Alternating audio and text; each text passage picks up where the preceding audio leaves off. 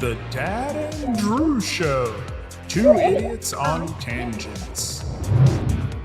Live Wednesdays at 8. YouTube.com/The Dad and Drew Show.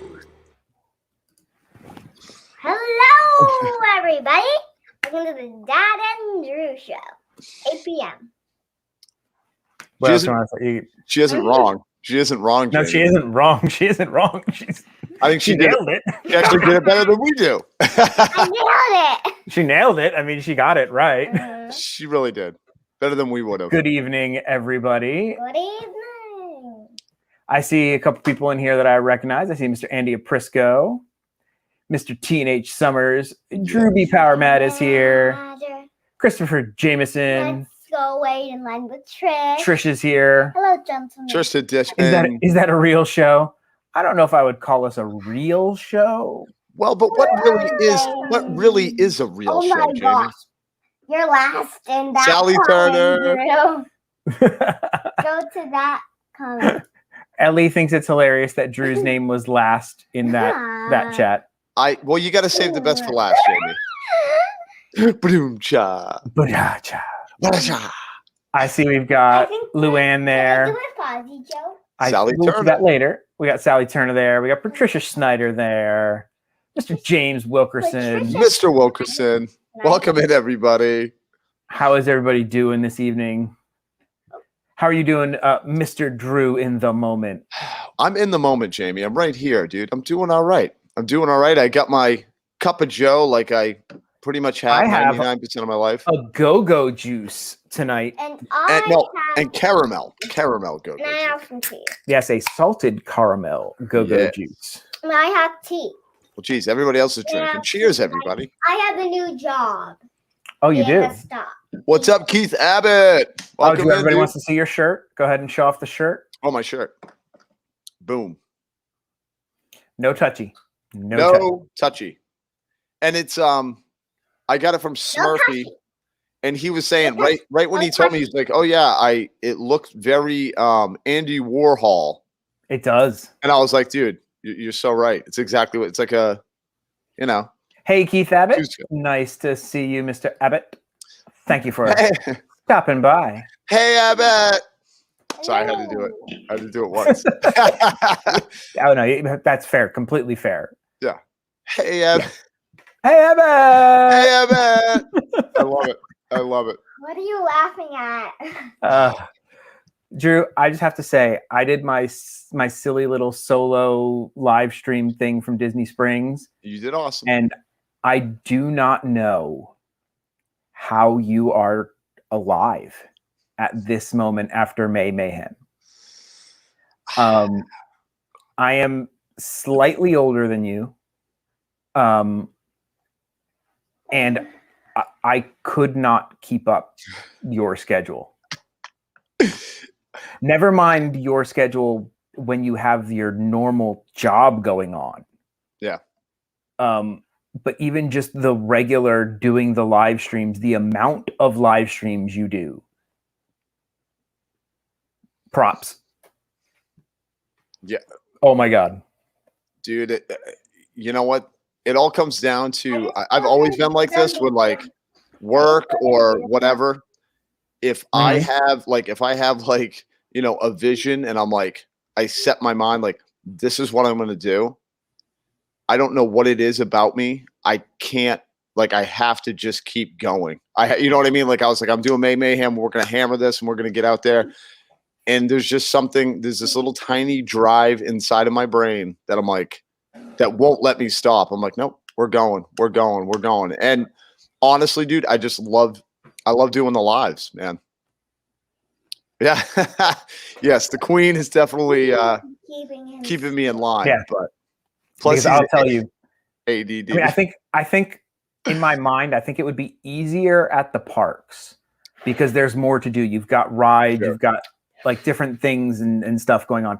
But legitimately an hour into Disney Springs, I was like out of stuff. I was like, wait a minute.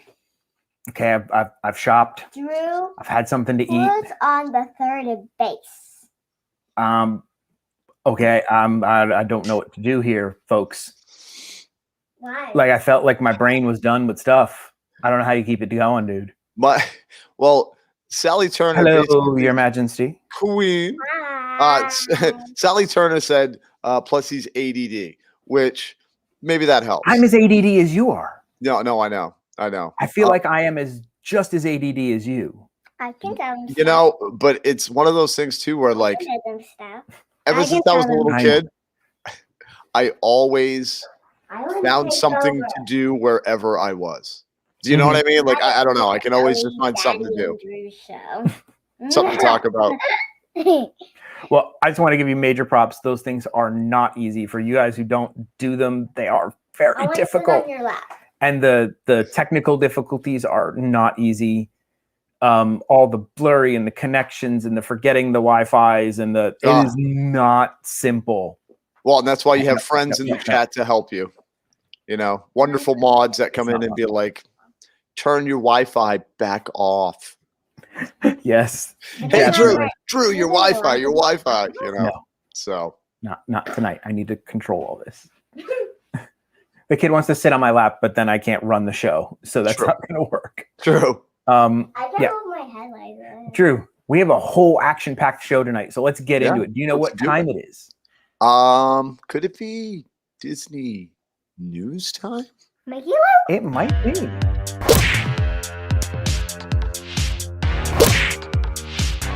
Ooh, I like that. The Dad and Drew Show. Two idiots on tangents. I pulled off the queen. That's the queen's move. Wednesdays What does she call it? YouTube.com/the Dad and Drew Show. She does this thing. Oh, wait. The Dad and Drew Show. I hit the wrong button. That was supposed to be. It's time for Disney, Universal, theme parks, that kind of stuff. I got so excited dancing to our own music, but I mean, it's not the same. I got so excited by our own, and the kiddo's like pushing me out of the frame here. Jeez, kiddo, you are not making this easy. I want to be with Kids and animals. That's what they say. Kids and animals. Yeah. All right, guys. So it is news time. It is news time. And this is going to be a brief news time because today's focus, as you could tell by the thumbnail of the picture, is we are going to give you the Dad and Drew guide to Epcot without a festival. Because there are random times at Epcot when there actually is not a festival going on. Like, I think there's like 4 days of the year now. Yeah, I know, dude. They're like 2 Tuesdays, a Wednesday, and 1 random Thursday. I think it was a Thursday. Yeah, that there isn't a festival. Which, but there are also some times where I love the festivals. I really do. Me too. But there are some times where I just want to enjoy the park of Epcot because there is a lot at Epcot that isn't a festival to enjoy. Oh, there's a whole bunch, dude. And we've talked about it before where it's so hard to eat. We love to eat. So it's like eating at a place that's not a festival booth is very difficult because you're like, yeah, I could go eat at this place that's always here, but this is only here for a little while. You know, like, so you end up. It feels like you're cheating on the festival in a weird way. It's like, you feel like I really shouldn't be eating here because there's this festival here and I should really be doing that. But I really want to go here. Yes. Can I touch this? The Sprite thing? Sure. I want to keep it as a souvenir. Yes, go ahead. Yes. I have this as a souvenir now. She wants a souvenir, Jim. You can't blame her. Never see this again. I mean, it's Space Sprite. I mean, how can you go wrong with Space Sprite? Right. It's the best. It's out of this by the world, way, man. I didn't know they sell those at the Star Wars Galaxy store at Disney Springs.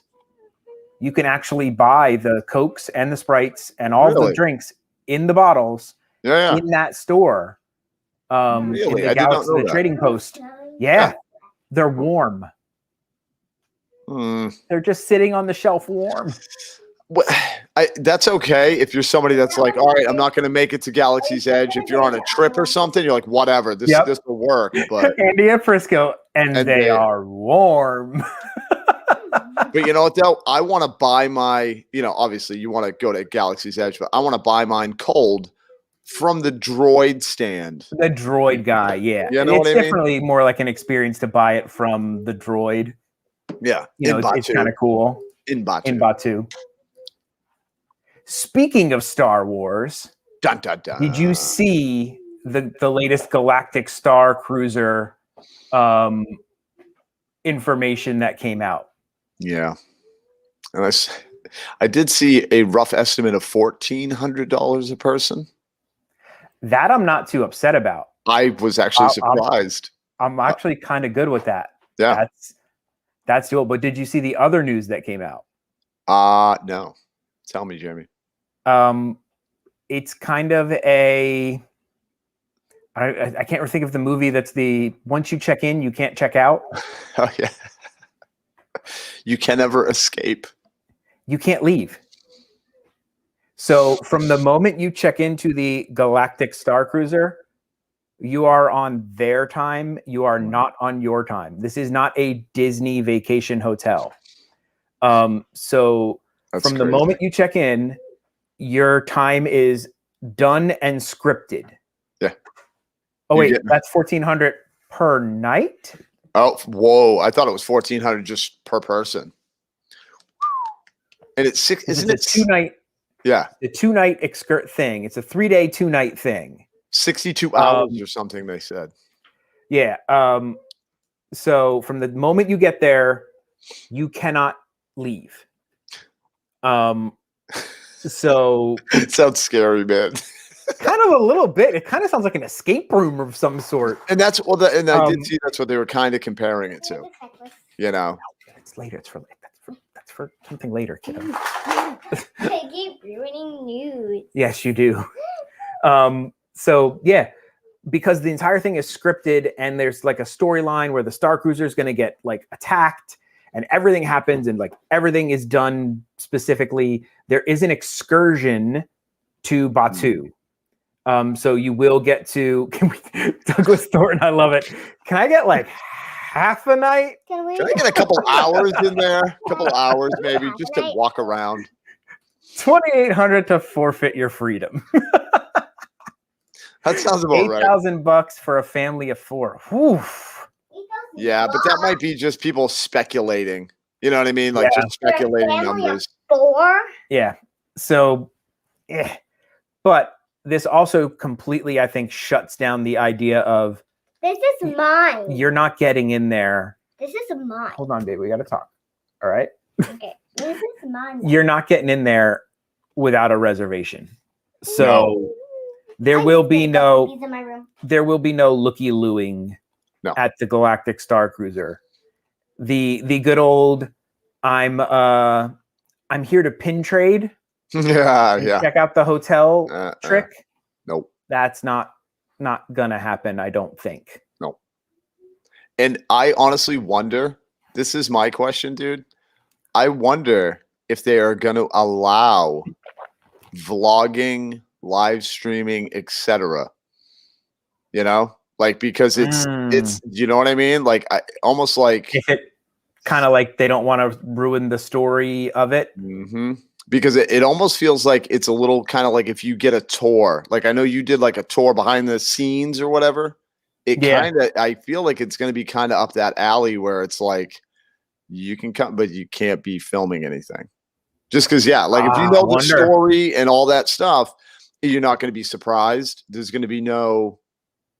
Do you know what I mean? You're going to already anticipate. I wonder what's going to happen, dude. A live stream block.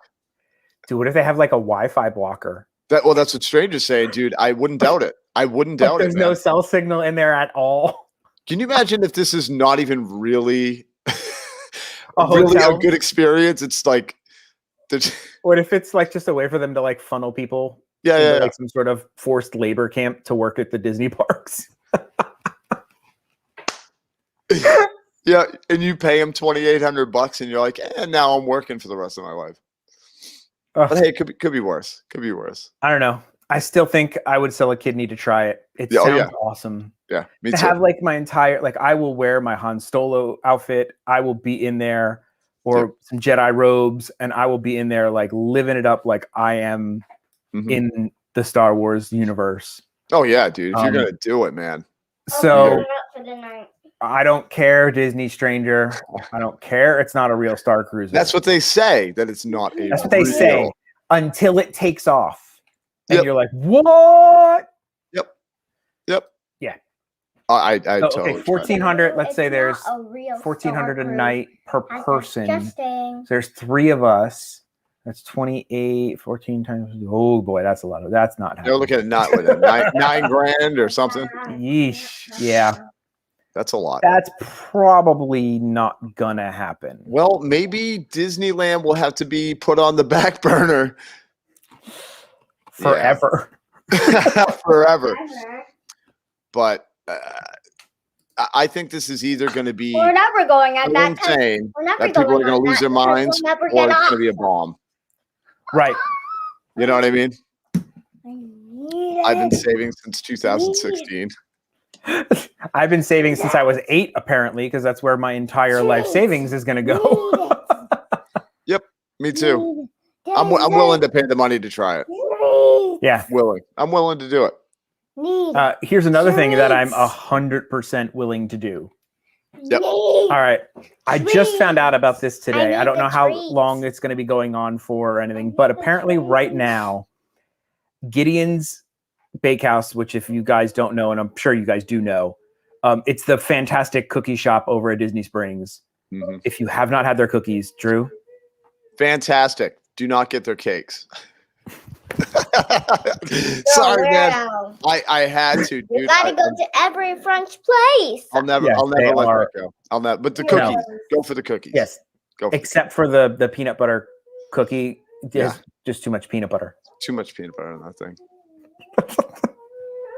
I don't even like peanut butter Yeah. anymore. Yeah. Too much peanut butter. So they announced that there is a 1-hour window during the day now Mm-hmm. where you can get a hot out of the oven Mm-hmm. chocolate chip cookie Mm-hmm. with 2 scoops of vanilla ice cream, Two. but it's only from 7 to 8 o'clock, not in the morning, Not in the at night, morning. At which night. confuses me because this picture does not look like it was taken at 7 o'clock at night. No. How the heck did they do this? Middle of the summer, maybe. Maybe they just Maybe. changed the Just door. Later, Al Olson, thank you for stopping by. Hello. And Andy, I agree. There is not such thing as too much. Peanut butter. Oh, Yeah. ride the teacups. I just Thank you opened for the opening your Mickey Loop box. For those of It's you who a- don't know, Can I read it? go ahead. I just opened your Mickey Loot box. It was awesome. Thanks again so much. You're welcome. Ride the Teacups. They won our Mickey Loot box that we gave away last week live in the stream. Thank you to the folks at Mickey Loot. They were our guest last week. So awesome. Great They people. gave us 2 Mickey Loot boxes. We gave away one last week, and we're giving away another one when we reach 1,000 subscribers. So help us And get to I will 1,000 also subscribers. And she will Yes. also sing. Yep. And she will. Help us get to 1,000 subscribers. Spread the word. Tell people about the show. Share it to your social media. Do whatever. Help us get to the 1,000 because then we're going to give away another one of those boxes. And I And- will sing.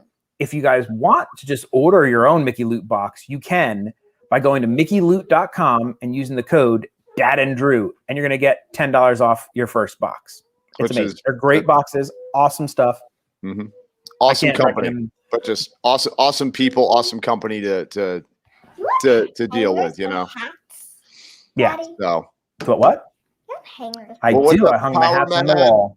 Kristen, Yeah, Epa, I Christy think J. that's Everybody shooting up the chat with Epa.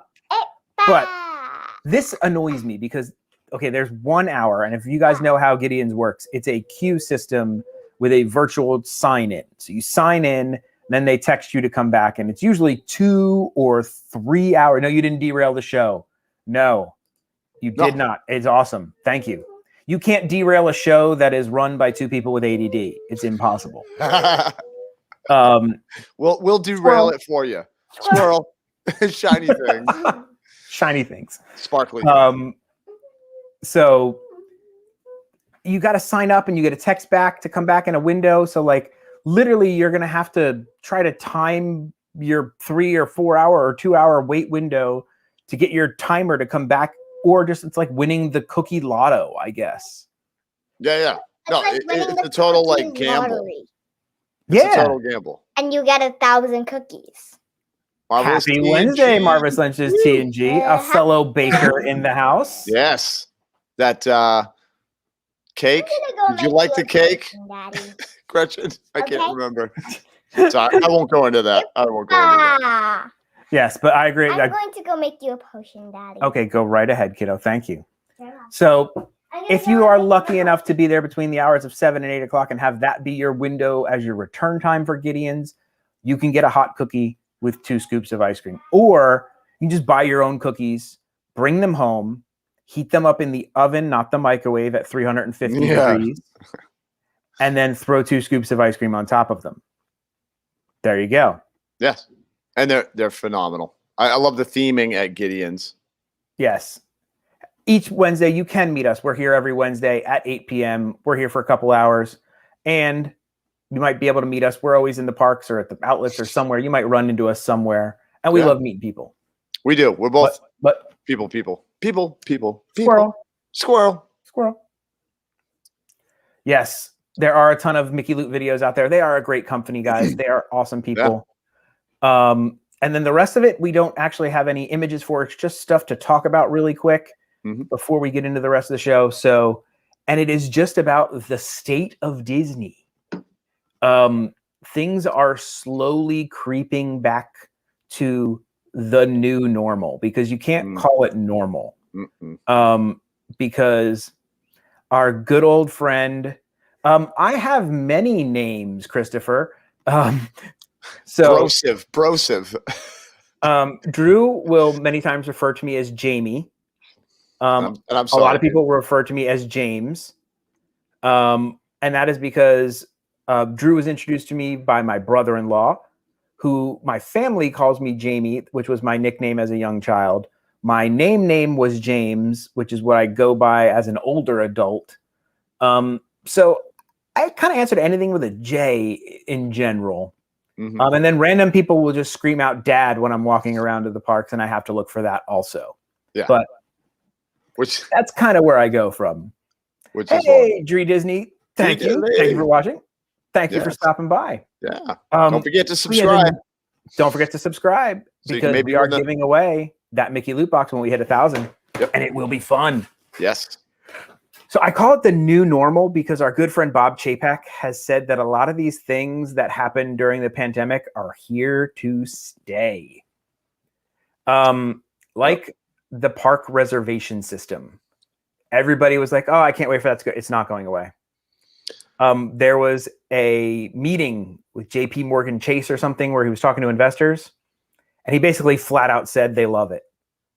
As a company, they love the reservation system for how it allows them to manage things and such. And basically what he's saying is it's keeping us annual pass people at check. It really is. It really is. But you know what?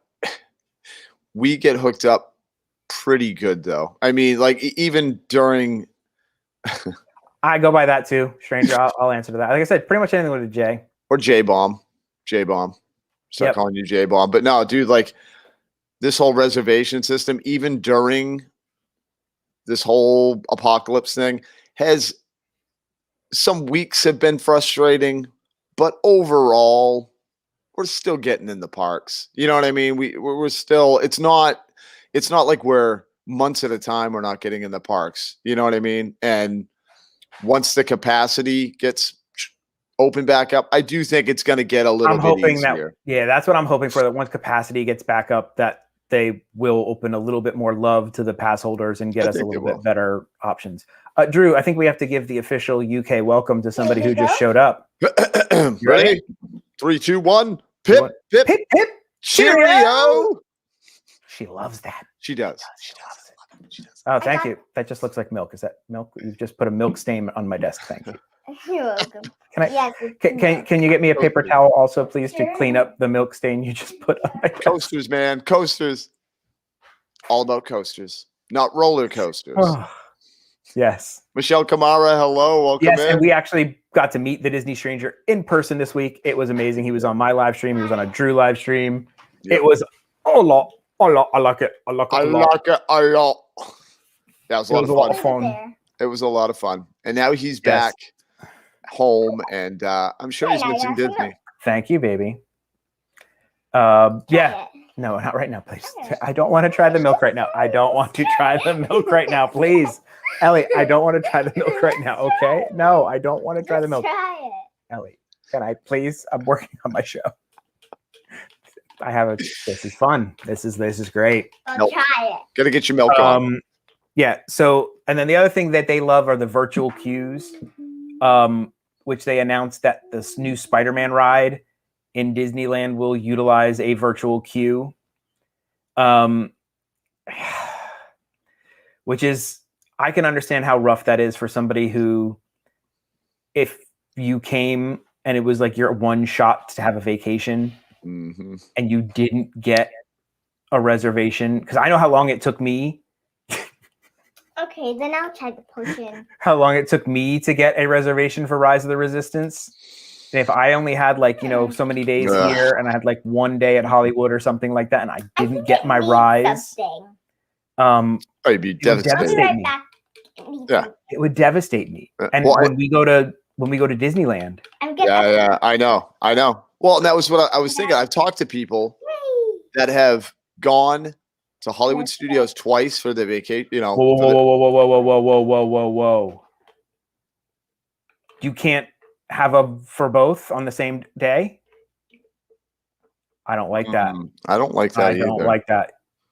That's not fair. I do not like that either. That's Hey, not Dad. fair. What? Can I put chocolate chips in here? No, you're just wasting chocolate chips that way. No, I'm just gonna put in 3. Go. Pass out the chocolate chips. You know what? I don't know Chocolate the one chips that might says chocolate chips. make this coffee taste better. Ugh. But yeah, no, that's Um, not fair. That's not fair. Nope. So No, no, that is not fair. I don't like no that. park hopping. I don't like that. Wow. Yeah, I don't like that I'm either. not liking that at all. It's just- So yeah, that's staying. But we are getting closer to normal. A lot of the barriers have been taken down at the parks. Mhm. Not all of them, because I saw Drew go through the Three Caballeros cattle call. Dude, it's so hot. That's the worst one. That's the worst one in all the parks, I think, in my opinion. For me, it's That's that the worst line. it's that one. But this is the thing, though. I've always said it. That one's worse because it's tighter, but it's shorter. Like the line, at least it moves a little faster. The other one, I get claustrophobic, believe it or not, is Pirates. Pirates of the Okay. Caribbean, man. It's a little wider, but I feel like I'm in that cattle thing longer. Oh, you know. Yeah. I can't But wait they've till been they're taking a lot of the plexi down off of the rides. Like it's Mhm. gone from Rise of the Resistance. Thank God. Yes. It is gone from the Safari. Thank Mhm. God. They needed that one out of the Safari, man. Like the Oh, Rise God. one, you could kind of deal with a little bit. The one on the Yes. Safari was very Very off-putting. it was It off-putting. would fog up. It would fog up. It would fog up, and also it gave you that waiting at Grand Fiesta Tour vibe the whole ride. You know what I mean? Because you're like, you got it behind you, you got it in front of you. It's like, oh my goodness. Yes. It was not fun. No. They're also starting to remove most of the physical distancing. I can't say it. Those things on the floor, they're taking those out. The spread out markers. The spread out markers, they're taking those away. Yeah. They've started to load multiple people on the Skyliner now, multiple parties. It doesn't matter if you're not Really? the same party. I didn't know that. Ooh. Okay. Yep. So they are starting to move closer and closer to a more new quote unquote normal. Mhm. And in the whatever it is, the stickers. Johnny Neverland. named it. Johnny The stickers. Neverland. The The stickers. dude. stickers. Yeah. The stickers, dude. Yep.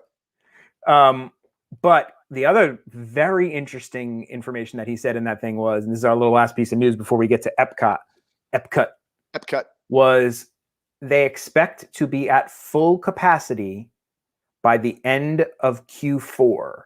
And that doesn't mean the end of the year. Q4 is a financial term, and it means September. Mhm. So by the end of September, they expect to be back at full capacity. Which would be There we go. Amazing. quite interesting. Which made me immediately think, okay, Boo Bash is in October. If they can be at full capacity, could they convert Boo Bash to a full Not So Scary? See, Because if I they're wonder. back to full capacity, why do you have to run a limited event? Excuse me, but the thing is Boo Bash just in October? Because in my mind, I don't even know. I was thinking I don't know. Because normally you have the Not So Scary. It starts in August. Right. So I don't know if they're starting the Boo Bash in August. That was my guess. And I don't know if they'll. Maybe they probably will. wouldn't transition it. Maybe like the August is Boo Bash, and they'll open it up. I don't know. Yeah. I would be like, come on, just give us the full thing. Come on, let's go full Monty buddies. You need the full the full experience for the Not So Scary, dude. I want the whole thing. It's so good. It's so good. You know. I want the whole thing, buddy. Yep. So from August 10th to October 30th. Yeah. So it's like right there in that window before they would be full capacity. They would be close enough to full capacity where I think they could pull it off. I think that August 10th, I think they would be, because they'd be moving up. They'll be moving capacity up as they get to this. Yeah. But can you imagine you get your Boo Bash thing and like it's the day you don't know, and it's like the day before they switch it over, and they're like, "Yeah, we're gonna actually open it up now for the whole deal," and you're like, no, that would make me very mad. And I'm wondering if they're concerned about that, because people would be upset. You know, you pay whatever you pay for an almost. People would be upset. Oh my God, would they? They'd be livid. Mm-hmm. I don't think you've seen upset until you've seen Disney upset. Like Disney upset is a different level of upset. Mm-hmm. Mm-hmm. I mean, it really. And you know what? Okay, real quick tangent. I mean, wouldn't be the show without it. It really wouldn't. So, no, but I remember at Animal Kingdom, we had a little issue years ago, so we had to wait and talk to guest services, right? So we're waiting in line, and we're not like, we just had an issue and we had to deal with it. And there was Princess a woman. Tessa. Hey, Tessa, welcome in. And there was this woman that was out of her mind, drinking the milk, livid. This woman was out of her mind. The milk. It's good, very good. Did you get a chocolate chip? Oh, I got 3 chocolate chips. It's like a boba. It's great. But this woman was going off on this cast member. I mean, just like and I'm sitting there going, oh my goodness.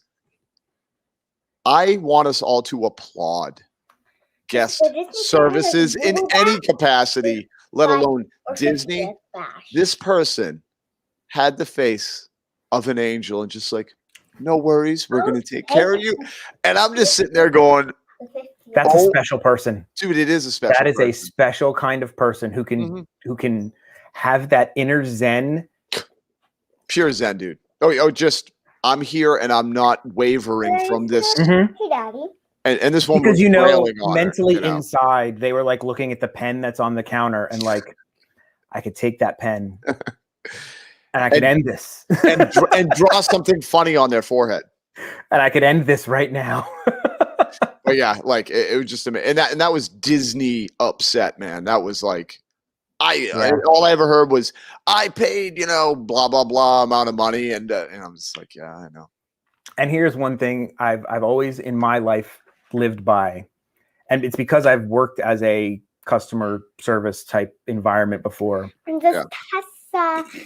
As a word of advice to anybody, you will never get help. Missed you. Yes, you will never, ever, ever, ever. Why would you think you would get somebody to help you out by being mean to them? Yeah. Like, in what scenario would being mean to someone motivate them to help you Right. solve your problem. Right. It doesn't make sense to me. No. So I have always approached it with attempt to be as nice, calm, and rational as possible with the person. There is a time when if the person is belligerent and mean to you, then, but there's no way a Disney person will ever be belligerent and mean to you. So Yeah. it's not going to happen. But No, yeah. but it's always like the saying goes something like this. I'll probably botch it, but it's like you can always it's easier to get ants to come to honey than to salt or something like that. You know what I'm talking You'll about? catch more flies with honey than you will with vinegar. Thank you. That was what I was looking for, and it's true, man. You can tell a joke now. Go ahead. What does a cat say when something is perfect? I don't know. What does a cat say when something is perfect? Perfect. Ba-doom. Ba-dum-cha. I love it. Waka But waka. nobody's laughing. Waka, Oh, trust waka. me. You can't see them laughing because it's a computer screen, but they are laughing. Yeah. No, we did the badum cha and we clapped and we laughed. Oh, we We laughed. did. Trust me. We did. I was laughing in my heart. In my Oh, no, heart, we I was laughing. And now it is time for us to actually get to what we put in the thumbnail: Yeah. the Dad and Drew Guide to Epcot. The final guide. It has nothing to do with the countdown. Shut your mouth. Shut your mouth. The kiddo hates when I sing. I'm a terrible singer. Shut your mouth. I love it when you sing. Want to hear some real singing? We would. Go ahead. Ooh, ooh. I just like that. Okay. Hey, Ellie. Sing that, yes. Mana, mana. Do, do, do, do, do. Yes, it works every time. I love it. Great. Now that song's gonna be stuck in my head all night, Jamie. Hey, Oh, do yeah. it to me again. Oh, yeah. Do it to me again. All right. So Phenomenal. we put in a bunch of research into this. And in doing it, Drew, what did we find out? We found out we know nothing about Epcot. What? We found out that Dad and Drew have been going to Epcot for a long time and basically don't know a lot about Epcot. We've been doing it wrong, buddy. Doing it wrong. We had some revelations in looking at it. We're like, wait, there's a what? Where? Mm-hmm. I didn't know that. And I was like, you didn't know that? I didn't know that either. I didn't know that. Did you know that? I didn't know that. But had no we do idea. have a basic, solid understanding of Epcot. And we're going to give you some really good tips. Not some teenage summers. Not surprising.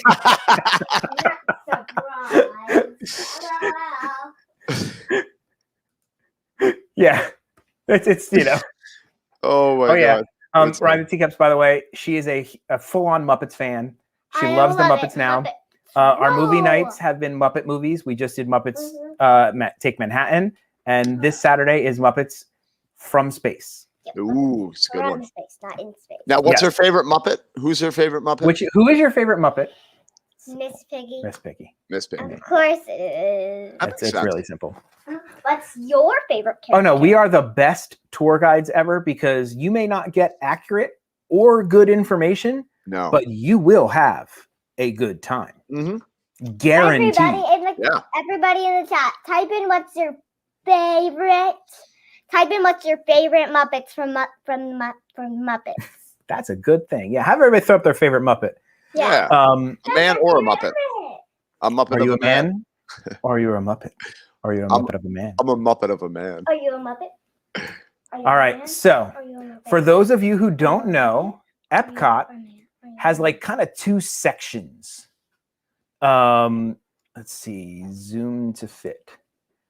At the front, you have the World Showcase, and then at the back, you have the World Showcase at the back area. I guess it depends on what you call the front. So you have Future World when you walk in, and then you have the Future World Showcase, which is all of the countries around the lagoon. There are, Drew, Japanese. how many pavilions are there? If I get this right, I'm going to be surprised. 11. Boom! How many? See, I You know. got it. There are 11 pavilions. Oh, 11 There will be billion? 12 Yes, there coming will. up soon And because what, they have announced what there pavilion? will be a Brazilian pavilion. I just like saying that. Dude, I said it Brazilian pavilion. when they came up with it. I was like, Brazilian pavilion. Oh, that's just the best. It just sounds right. It just sounds right. And if they don't put a churrascaria in there, I'm gonna be mad. Mm-hmm. Put a what in there? It is a Brazilian steakhouse where you get unlimited steak. And they come out with a big piece of meat on a stick. They call them guanchos. Oh. I think that's what they're called. Guanchos, something like that. Yeah, dude. Yeah, they're Brazilian cowboys, and they come out with meat on a stick, and they usually give you like a card and meat, and it has like hunk of meat. And you have a card, and it says like red is go or red is stop. Red is go. Red is stop. Green is go. Don't ever let Jamie drive. Don't let Jamie Let me drive ever. Don't ever. However you have it on, geography class. However you have the card on your table is whether they will keep bringing you meat or stop bringing you meat. Mm-hmm. And it's just fantastic. I don't know if they'd ever see the red card with me, dude. No, dude, we have to go to Texas de Brazil one night and just kill it. Dude. Just to kill it. Oh, I'm down with it, dude. Like I've gone to a couple, and it blew me away. They came over with the stick, and I know we're on a tangent real quick, but they came over. Oh my gosh! How did you get a chocolate caramel? Ooh. Mommy got chocolate with caramel in it. How do I get a milk with 3 chocolate chips in it and you get a chocolate caramel? because Mommy got some caramel chocolate. Denied, Jamie. From one of her coworkers. You get denied. Right.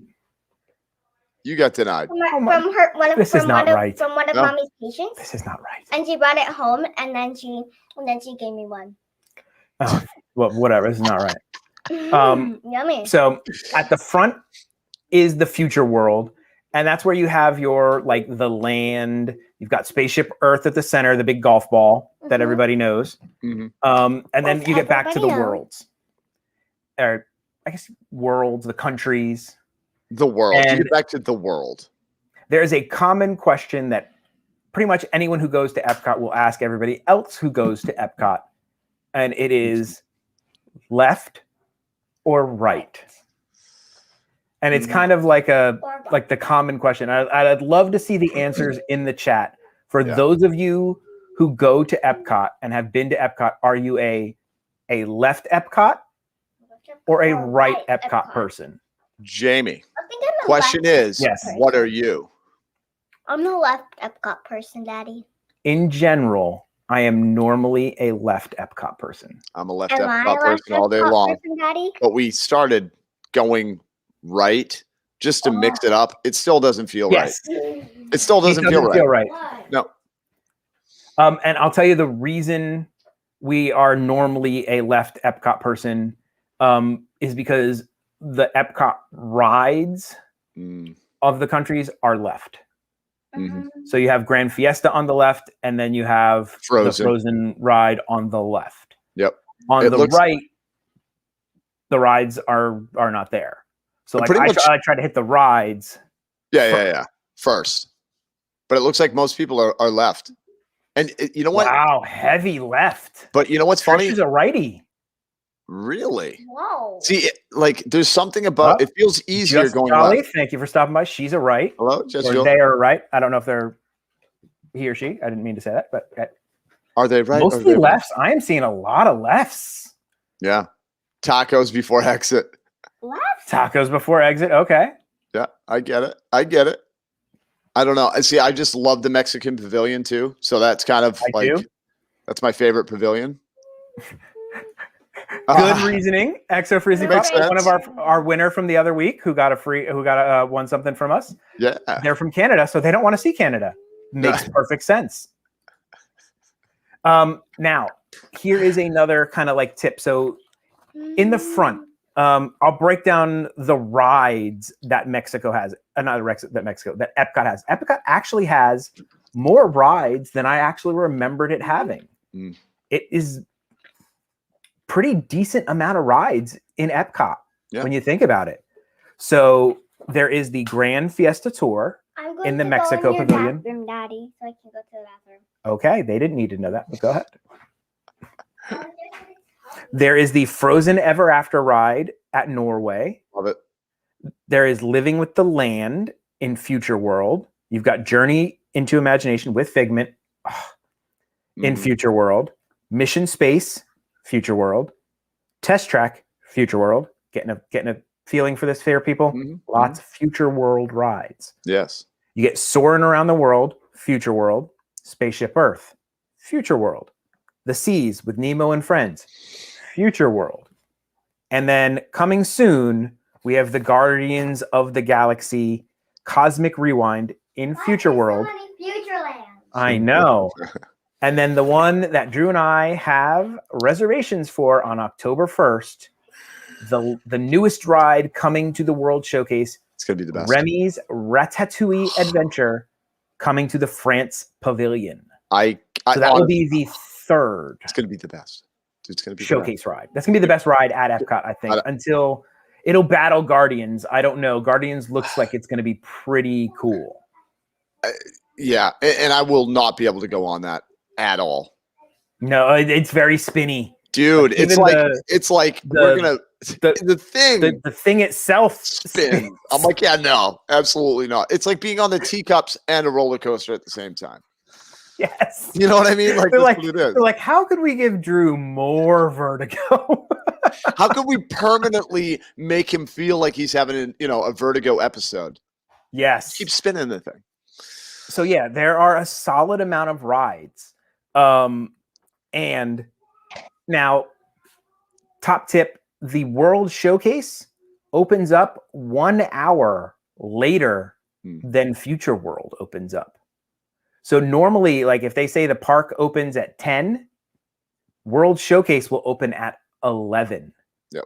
So you can be up in the front for an hour doing things before the actual World Showcase will open up.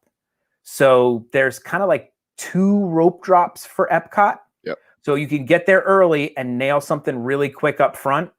And then you were literally, it's an actual rope drop at Epcot. There's a physical rope that they run across the World Showcase over. It's by the edge by China area. There's a rope that'll sometimes be over in that area. And then there's one over in the France area. France, Morocco area. In the France, Morocco area, where there will be a rope there. And it blocks you from getting to the center section of I'm going to head out for the night. Okay, good night, kiddo. Good night, Daddy. I love you. Have a wonderful evening. Thank you for stopping by. Do you want to say anything to anybody? Oh, happy birthday. Okay, I'm gonna stay. No, she's coming on later, baby. That's our special guest later. I'm going to go get myself a refill. Okay, baby. We love you. Say good night to everybody. A caramel refill. She's coming later. Yep. Say good night. Good night. All right. Love you. Bye. Bye. Good evening. So there are a couple of rides that I would consider rope drop rides that are hard to get, that the lines balloon up for, and that are worth like running to, basically. And like the worst line, I think, at Epcot is still the Frozen ride. Right? Frozen and Test Track. Are those still the 2 highest weights? They really are, man. It honestly, like Test Track, I get, like I really do. I understand the Test Track. It's one of those rides. But Frozen, I love it. Don't get me wrong. I absolutely love the ride. But in my mind, I figured it would kind of like lose a little steam over the. It has not lost any steam. It's still a huge line every time. That's why I never go on it, because I'm like, it's another hour wait. I have seen over an hour consistently, no less than an hour ever. Yep. It's always over an hour. My tip would be, if Frozen is a ride that you are interested in trying, that would be your rope drop ride for your day at Epcot. Get to Epcot, maybe do 1 or 2 things at the front of the park really early, get to the rope area, and sometimes they would let you in. Like the last time that we went, it was ridiculous. We got there before 11 and we walked right up to Frozen, and they let us walk to the queue before 11 o'clock. And we were in the line before 11 o'clock for Frozen with no wait. That's awesome. That's awesome. Yeah, that's definitely a rope drop. Yeah, so that would be like, as long as it's a ride that you're interested in. If it's not a ride that you're interested in, I think Drew is right. And if Test Track is on your list, get right over to Test Track. Get your butt to Test Track. Yep. And then I think somebody else in the chat had mentioned Teenage Summers, I think is right with the number 3 ride over at Epcot. If it is on your list, and if you're not a Soarin' or a Test Track or a Frozen person, get to Soarin'. Yeah. Definitely. Those are your 3 hardest to get rides. Yeah. Period. And wait, Spaceship Earth, just wait for that one. And I'm telling you right now, like I've gone in before and it'd be like 40-minute wait. And I'm like, yeah, no, I'm not waiting 40 minutes.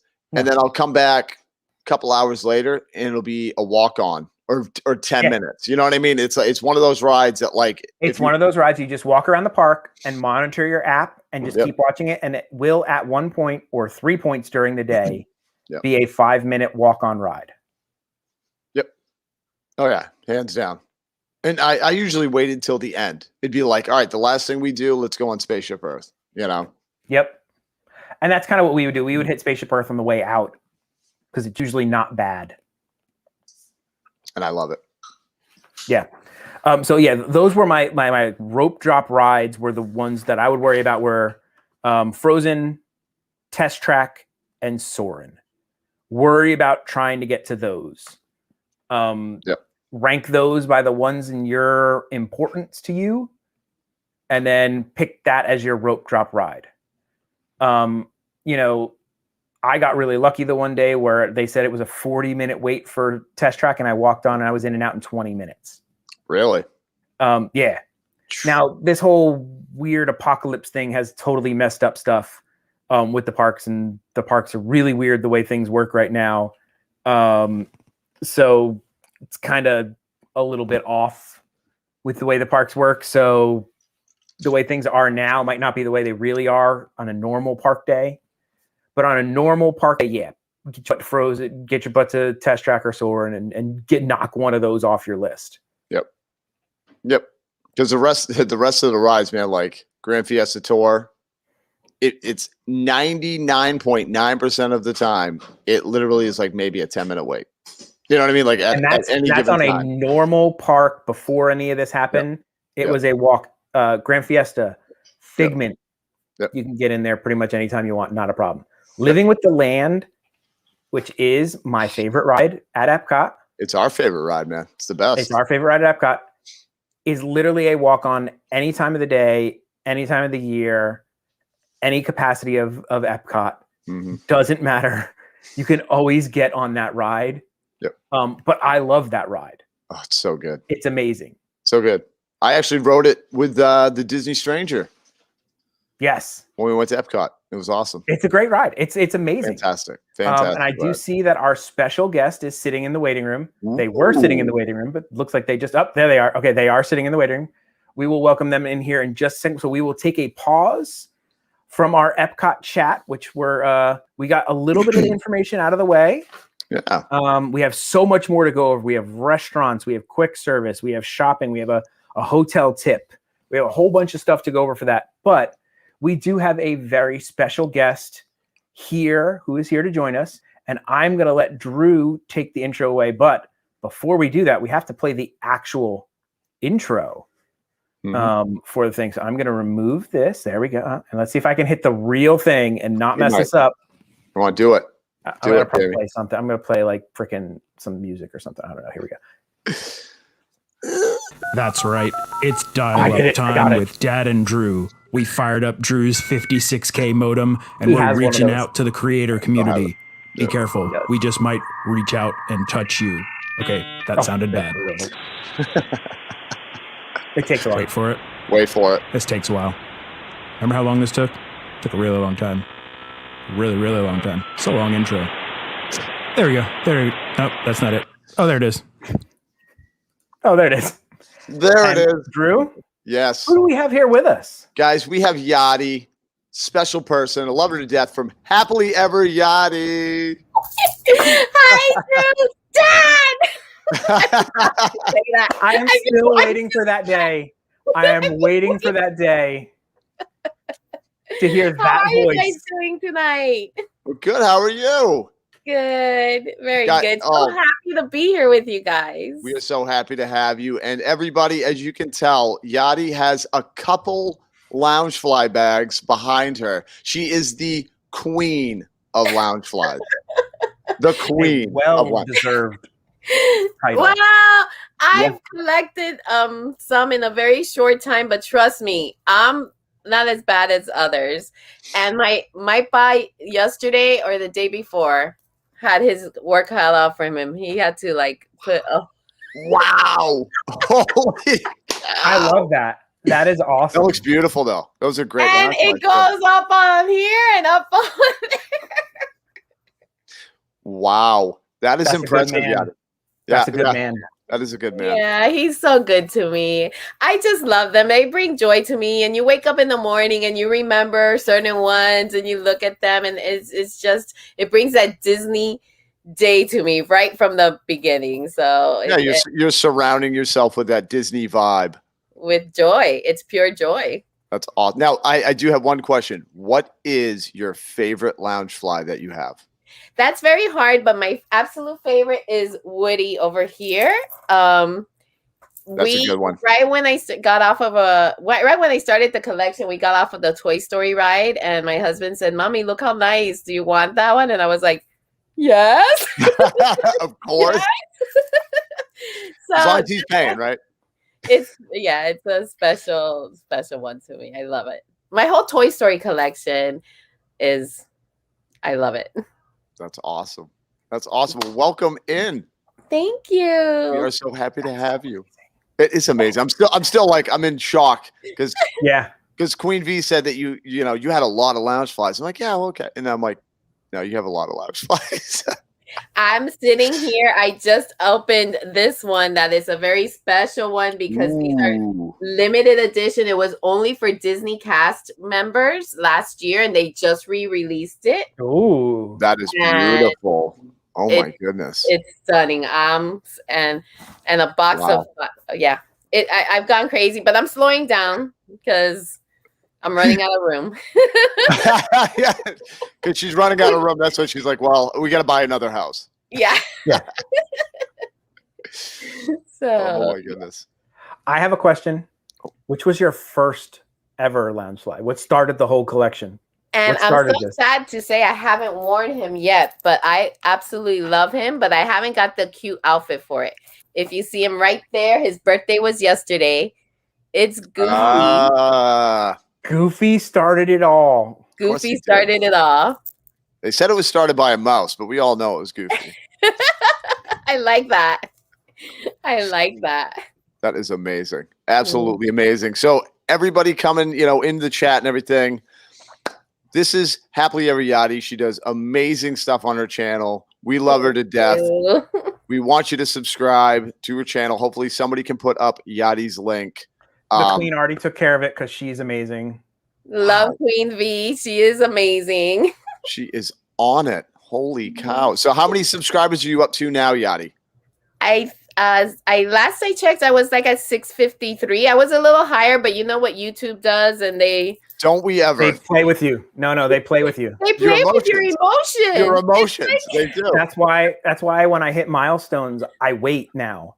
And I don't post the thing to say like, hey, look, I hit this number because I made that mistake. The very first time I think it was like 1,000 on one channel. I was so excited. I was like, I hit 1,000. I when it hit exactly that number, I was like, I posted the thing up. I was so excited. And then it dropped me to like 900, I think. And then I felt like the biggest idiot because I'm like, I just put this thing out and I'm like, I was so excited. And like, I don't have 1,000. I only have 900. Did people just start unsubscribing? It took like another week to get back to the number. At first, I was so hurt when I noticed that was happening. I was like devastated. I was like, I'm too much for some people. No, you start getting subscribing. No, that's what I thought too. I was like, wait, did I say something wrong in a stream or something? Because all of a sudden it just starts dropping down. Because it happened to us in the live stream when we were trying to get to 1,000. Mm-hmm. In that live stream, we got to like 1,002. Everybody's like, 1,000. And the next thing you know, somebody's like, hey, you're down to 992. And I'm like, what do you mean? Like, did people in the stream, and then we had to so I got 1,000 in a stream twice. So it brought me to 1,000, then dropped me down. Then I had to get to it. So note to self, if I make it to 1,000, do not put it up there until you're at 1,100 or something. No, yes. Give yourself a buffer. Yes. Yeah. But not if, Yachty, when. I'm serious. You are amazing. So much. Your energy is infectious. I will tell you, it is just. I appreciate that. And I'm waiting for the day. I am waiting for the day to be walking through the park and just hear you scream. I hope I'm there. I hope I'm with you, buddy. Oh God, I hope so too. I will. I was like, it's Yachty. But yeah, I when we met Yachty, it's one of those things because of the way the world is, where it's like, it's Yachty, and I'm like, Knuckles. You can't, that whole thing. It was like, oh my. But I'm telling you, Yachty, you're gonna get a very big hug from me and the Queen. I can't wait. Once we're where we need to be. I can't wait, because I'm a hugger too. It's so hard, when you feel like you feel close. There's certain people that you instantly have this connection and this love for. The joy is contagious with both of you and Queen V. You feel that love and you just want to hug. Yeah, I know. I'm a hugger too. That's why I got long arms. I was born to hug. I have to know, what made you start this whole YouTube thing? Everybody has an interesting story on how they generated into this, and so what got you started? So my first video was actually I had a convalidation, which is we got married again through our church, and we did this funny interest reception video, if we were on our way to the reception and things kept happening, and the family loved that video. They were like, put it on YouTube so we can watch it again. So that was my first video or introduction to YouTube. And then a few months later, I was like, we were going on vacation. I was like, I really want something where the family can check it out. Or if I'm not here, the kids can say, my mom was so much fun. Yeah. Whatever. Not for it to be on my phone so it can get lost. So that's how I started. And then just a month or two later, I did one shopping thing. And people like this. And I shop all the time. I'm telling you, people love the shopping. People love the whole shopping thing. Oh, yeah. Yeah. And that's how it started. Never in my wildest dream did I think I would meet in such an amazing community and meet such amazing people that have really made my life for the better, has changed my life for the better. This community is so joyous. Everybody is just so friendly and loving. And I'm so happy I found this hobby of mine now. Your voice is making Christy J happy. Just with your accent, she's going nuts because you sound like her people. She's also from Miami, right, so you sound like her people. Thanks for Miami. I have a question. She's afraid of lizards. Are you afraid of lizards? Oh, because then you guys might be somehow related. Yeah, I won't. Of course, I'm terrified of lizards. Oh my God, it's like any insect. It's a Miami. Maybe it's a Miami thing. It's a Miami thing, Drew. It's like a Miami thing. Well, because lizards fall out of the sky in the winter there. So I mean, maybe that's why it's scary to them. You see them all over the floor. They look like they're dead, and they're just frozen. I guess if I was a kid and lizards fell out of the sky when I was a child, maybe that would traumatize me enough to the point where I'd be like, you know what, lizards are scary. Yeah, but they're not moving unless one kid went over while it was frozen and then picked it up and it came alive. Imagine that would freak you out. Reanimator, Reanimator. I would freeze just like them and die. Be Hi, Richard That's Angelo Sarah. Woods. Thank you for stopping by. The Disney Stranger. Yes, the Miami Lounge Fly Machine. I love it. Lounge That's Fly. awesome. That is so true. That's Oh. hilarious. Dude, hashtag that. Hashtag that. That's Oh awesome. my gosh. That is I will say, I think of hilarious. you every time that I find a new lounge fly at the outlets. I'm like, oh, Yachty must be so excited that there's a new lounge fly at the outlets. And her husband must be going, oh, here we go again. He's like another hole in the wall. Because he was drilling. He was like, how many holes do I have to do? 700 more. Pa. Well, you should. You should have Eventually it's gonna be the 365. Yeah. It's gonna be on the ceiling. Just fall. But you need. I think you're gonna need a lounge fly, one for every day of the year. Oh my gosh! So I love you. 365. That's what I'm thinking. Yeah. Since he drilled all the holes, and do you have an actual count now? I know you said you think you have. I maybe have. I don't know. Is there a number? Well, okay. Right now, without the ones that are coming I don't want to admit this. Cat's out of the bag. Without the ones that are coming in, I have like 75. That's a lot. That's a lot. Yeah. You know what though? But you have a lounge fly problem. Me and Jamie have mug problems. We can't stop buying coffee mugs. Queen's like, tell us the truth. All I can picture is like I'm like, George is over there, but you know what? Handle the truth. And Yachty just said, she goes, George is over this. So she doesn't want to say it over too there, loud. But now he knows because he drilled all the holes. He drilled all the holes. He As knows he's where the bodies are counting, buried, basically. 67, 68.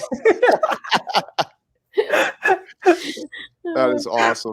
Now, Yachty, I have another question too. Like, what is fueling you to keep doing YouTube?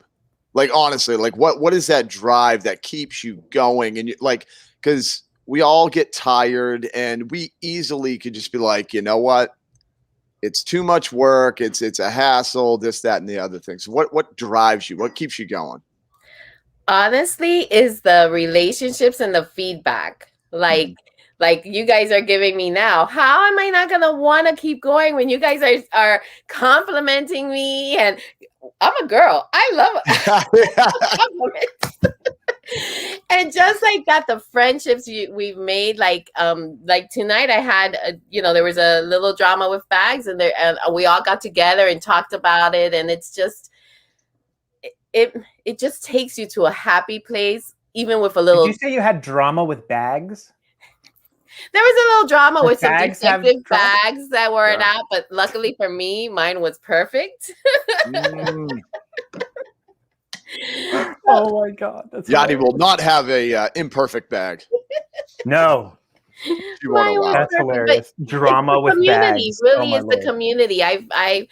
The friendships I've made are like people that I feel like been in my life forever, because I don't remember a time now without them being part of my life. It's crazy. Yeah. Hashtag bag drama. Bag. I love it.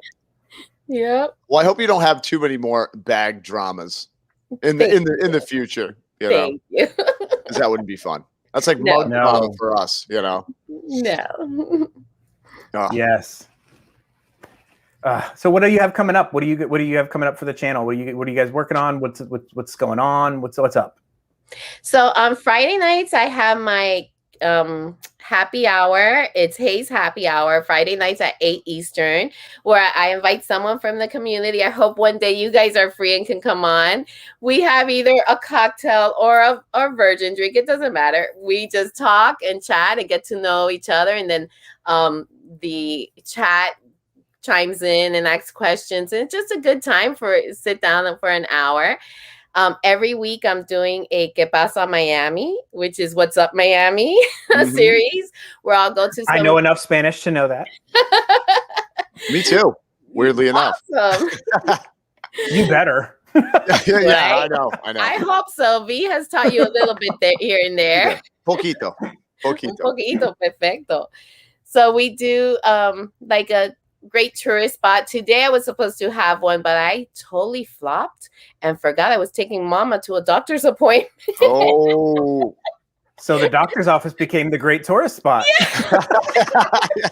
And look, today we have Dr. Raul. But they wouldn't let her vlog it. They were like, man, you got to keep the camera outside, please. Exactly. It was so funny. I remembered last night as I was telling someone on the show, oh, tomorrow I'm going to Epcot. And then you see my face completely change. I'm like, oh my God. You're like, guess what I'm not doing tomorrow? No, I'm not doing.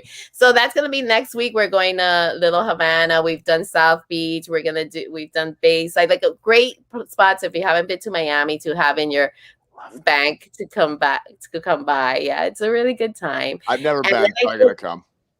Oh, Miami's so good. It's so much fun. It's like a tropical paradise. Like Disney is a parks paradise, you know. Here you really get that tropical paradise feel, I think. The Cuban food is so good. I love a Cuban sandwich. Love a Cuban sandwich. A pressed Cuban sandwich and a Cuban coffee, and I'm a happy boy. Yep. Well, it looks like we're heading down. Exactly what we're doing next week. We're gonna go through Little Havana, which gives you all the little spots of the best places to have a Cuban sandwich or a cafecito or things like that. And there should be a Dad and Drew Loungefly. We should get one. I don't know what it would look like, but there's already a dad. There's a dad Lego out there. So I'm telling you, that was the funniest thing. All I hear is Queen V go, "Dad is right there." I'm like, what? I would have lost it. I was on that live and I died. I was like, it's him. It was like spot on. It wasn't like that sort of looks like him. It was like, that's Jamie right there. I showed my father and my father was like, he was like, that's real? Like, it's at Legoland. And that's when you tell me, like, yeah, it's because of my YouTube channel. They saw my YouTube channel and they were like, we need to make a Lego image of this guy. I couldn't believe it. I was shocked.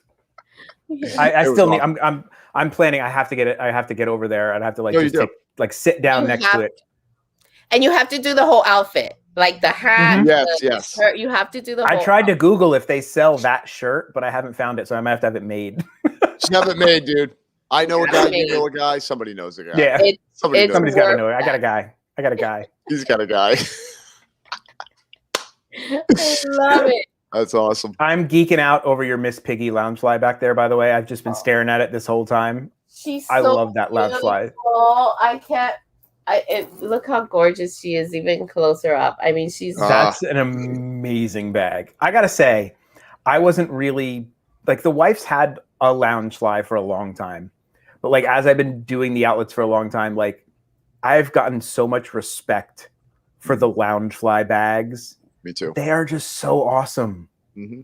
The detail they put into them, the touches and how they are really cool. Yeah. I mean, that's one of my favorite parts about these. You never know what surprise you're gonna get. For instance, this one, it's Miss Piggy. You know, would you ever think that she's gonna have like this leopard print? I love it. But it makes sense. It totally makes sense for her. It's those little details that just, like I say, it's so much fun. Lotso, I just got Lotso yesterday, and he smells like strawberries. Yes. Does he really? Yes. That's awesome. I was going to ask you that. Does it smell like strawberries? He's amazing. Let me show you real quick. If I can. We need smell-o-vision. I know. I wish there was smell-o-vision, but I kept them in the bag just because I want to make sure. You want to keep the smell? But his little nose is the yummiest thing you could ever imagine. And then look at this cute detail. It has like a little strawberry hanging. Oh my Lord. That is awesome. There was a period where they had a Lotso in the outlet, and every time I went, I would pick him up and I would smells like strawberries. Mm-hmm. And every time I did it in every video because it smells so good. And it was funny because it was dirty Lotso, you know, like the thing. Like it was so he looked kind of worn and whatnot. And the funniest thing I ever was there was a grandfather in the thing, And the kid takes it and he hands it to the grandfather. And he's like, Dad, he's like, Grandpa, Pop, I want this. And the Pop looks, he goes, it's a dirty bear. Get another one. I love that. Wow. It's like, no, like, this is how it is, man. You know he's going in his head like, I'm not spending my money on that dirty bear. He's like, I'm not giving you $15 for a dirty bear. That's hilarious. That was great. Oh yeah, no, but you're right though, Jamie. Like with Loungeflies, I never understood. Everybody kept saying Loungeflies. I'm like, what is up with these Loungeflies? Like, obviously, I don't own a Loungefly, never did. But all I remember was seeing like some of the prints where I'm like, yeah, they're okay. The prints are okay. And then I started seeing the characters, like your Woody one. Like that is an amazing design. And then I'm like, okay, there might be something to them. And then you actually feel like the material and how well they're actually made. Because I'm a person where if it feels cheesy, you know what I mean? I'm like, I don't care how cool it looks. I wouldn't want it. But they're actually really, really well made. And even though I don't own it, I am a Loungefly fan now. Yay! I am. I think they're wonderful. And I will say, like, you know, the Doonies and whatnot, they're awesome. They're very cool. But I'd have to say, I'd give the win to the Loungeflies from a pure aesthetic and creativity standpoint. I just think they're cooler. Yeah.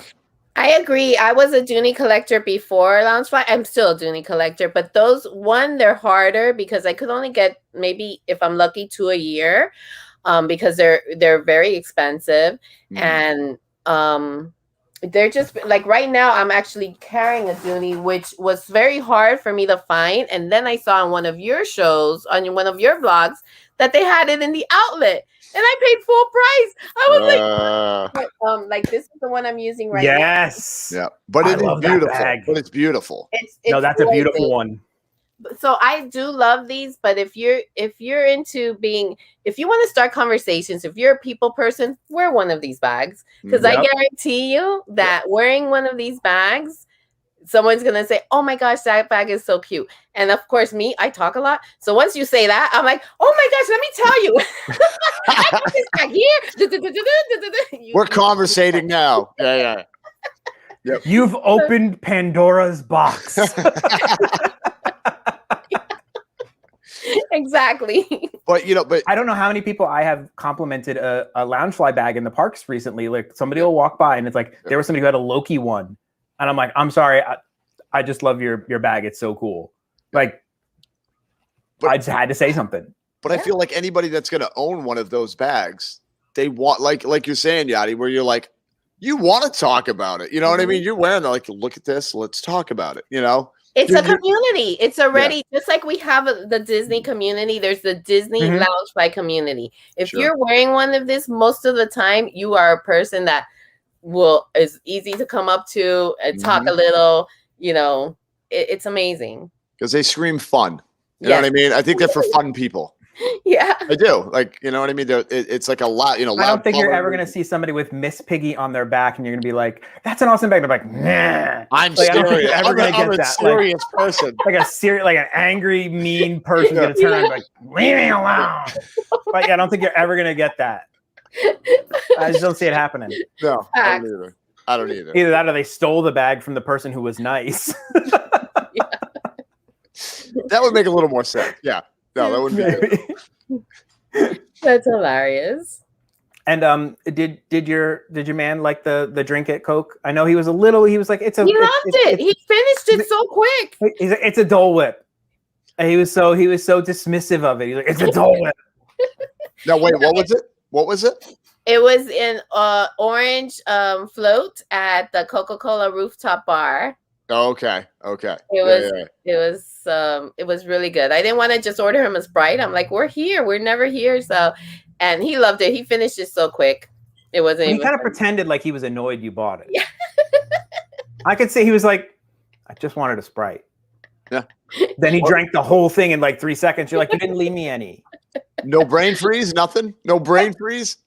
I barely almost didn't get to try it. I was like, there's nothing here. Like this much he left her to try. But he didn't really want it. I didn't want it, but yeah, I didn't really want it. Hello, Welcome in, Anthony, Motor the Motor Man. Man. Oh, good The night, Motor Teacups. If you're leaving, good night. Good night, riding with Teacups. Congratulations on the win again. I will Yeah. have to check out your video if you put up the video. I didn't get a chance to see it, but we'll check out your unboxing of the win. Congratulations. Congratulations. Congrats. But yes, thank you for joining us. Happy Labor Yachty. We love your everything. It's just We love you. Thank you. Absolutely love you. You guys too. You guys are amazing. And again, what you guys do brings joy every day. Your lives, amazing. The dad jokes, amazing. It's just a whole amazing combo. So I know this channel is going to be a huge success. There's just nowhere else to go. well, we're trying to get this one to 1,000 so we can have more fun. But now I know you guys like us together and everything. And so we figured we hadn't announced it yet. But so next Wednesday, this will not be the normal show. No. We haven't announced it, but since Yachty's here, and I know you guys like us together and whatnot, and we're fun here. So next Wednesday, we're going to start a little early. So it's going to be like a 6 o'clock-ish start because Dad and Drew are going live on location in the parks. So I think we're going to start at Epcot Yeah. and make our way to Hollywood. Nice. And so Dad and Drew are going to do a live from the parks. Dad and Drew show live at the parks. So next week, guys, tune in. Whatever We don't know what's going to God's happen. willing, if it's going to work, we're going to sure try and make it work because we're going to have to deal with the whole StreamYard thing because we're not at 1,000 on this channel yet. So we're going to see how it goes. We're going to try and make it work. But tune in next week. Yes. So next Never know what's going to Wednesday. happen. It's going to be crazy. Let's be crazy. We will be here. We will Thought be we here did- we- for sure. Yes, I park live from the Dad and Drew show. First time But, ever. First time ever. Yeah. And I just thank you so much for joining us. Thank you guys so much for fun. having me. Guys. I appreciate you both so much. Queen V, I love you. And chat, I love you guys too. We've made Yes. great friends Check over out Yachty's channel. Watch Please. some videos. We are Please. sure that once you watch our videos, you will enjoy them. We will enjoy them. We won't send you guys places for people we don't enjoy. Yep. So Do it. it's just not something we'll do. So check her out. We're sure that once you watch her stuff, you'll enjoy it and you'll want to subscribe. It's just she's infectious. The joy Subscribe. and the Subscribe. energy it's there. You're gonna want to do it. Mhm. So you. it's gonna be Thank so much you fun. So much, guys. I love you guys so much. Thank you so much for Oh, having we love you, Yachty. I appreciate Yes. you Oh, so much. we did forget. We do one thing. This is only our second time doing this little dial-up time with Drew. But Drew, go ahead and ask her the question that we ask everybody, right? Yeah. You're a good like Disney magic moment that you had either in the parks or the resorts or just somewhere on Disney property that just absolutely, blew your mind and you were like, this is fantastic. I've had many because I've been going to the park since 1992 that I got married with my husband. But one of my favorite was when I've had this sitting here. I did special pictures for my daughter's quinceañeras, Miami, Quinceañera. and we took pictures at Ooh. this is Disney fairy tale weddings because they didn't do quinceañera pictures, but we had we had them. Wait, am I going right? You're good. We had them take these pictures, and this experience was so magical because we did not just only take pictures. Our photographer took us under test track. We got behind the scenes. What? He was the most amazing photographer, but he double made it an experience that we will never forget. Just because he knew that this was such a special time, we did things that people don't get to do. So that was the most magical moment at Disney. And then we have these beautiful memories of it. That's beautiful. Yeah. That is amazing. Yeah. They said That's no awesome. cameras. They said no cameras. No No cameras cameras. except for mine. Yeah, except for mine. I'm taking pictures. Exactly. That is I mean, awesome. these pictures, they're beautiful and I'm glad I have them, but that experience will never be erased from our minds. Oh, Ever. That's beautiful. above and beyond. They went above and Above beyond. and beyond. Love it. I love that. That is awesome. And Well, thank you for. Oh, go ahead. oh, And sorry, someone opened the door. And No. then another magical experience go. was when I'm walking, first time live by myself in the parks, and I hear Yachty. Oh, is that happily ever Yachty? So I'm first time ever on a live. He's on a live. I'm on a live. We're like, I'm geeking out. It was amazing. I'll never forget that day. That was magical. I can't believe that your first ever live that you ran into this guy. It was my first alone. I'm so sorry for you. I felt bad for her. It was so good because I was all by myself, and to hear my name, and I was like, and I geeked out. I think I jumped like 5 times. So that's something I'm never gonna forget. I actually was in that stream and I saw that stream. It was amazing. It was hilarious. Well, because Queen, we got the notification because we're subscribed, and the notification came up, and I go, Yachty's live here right now in the park. I was like, we're so bombing her stream. It was so great. You guys made that day really special for me. You don't understand the happiness I had when I left you guys. And I was like, it was magical. And then you sent so many friends my way that I was like freaking out. I was getting notifications like, guys, and all these people there, Contessa. There's so many that I've met from your channel that I feel are just beautiful people. So Camilla and there's so many. I don't want to keep saying because I'm gonna forget.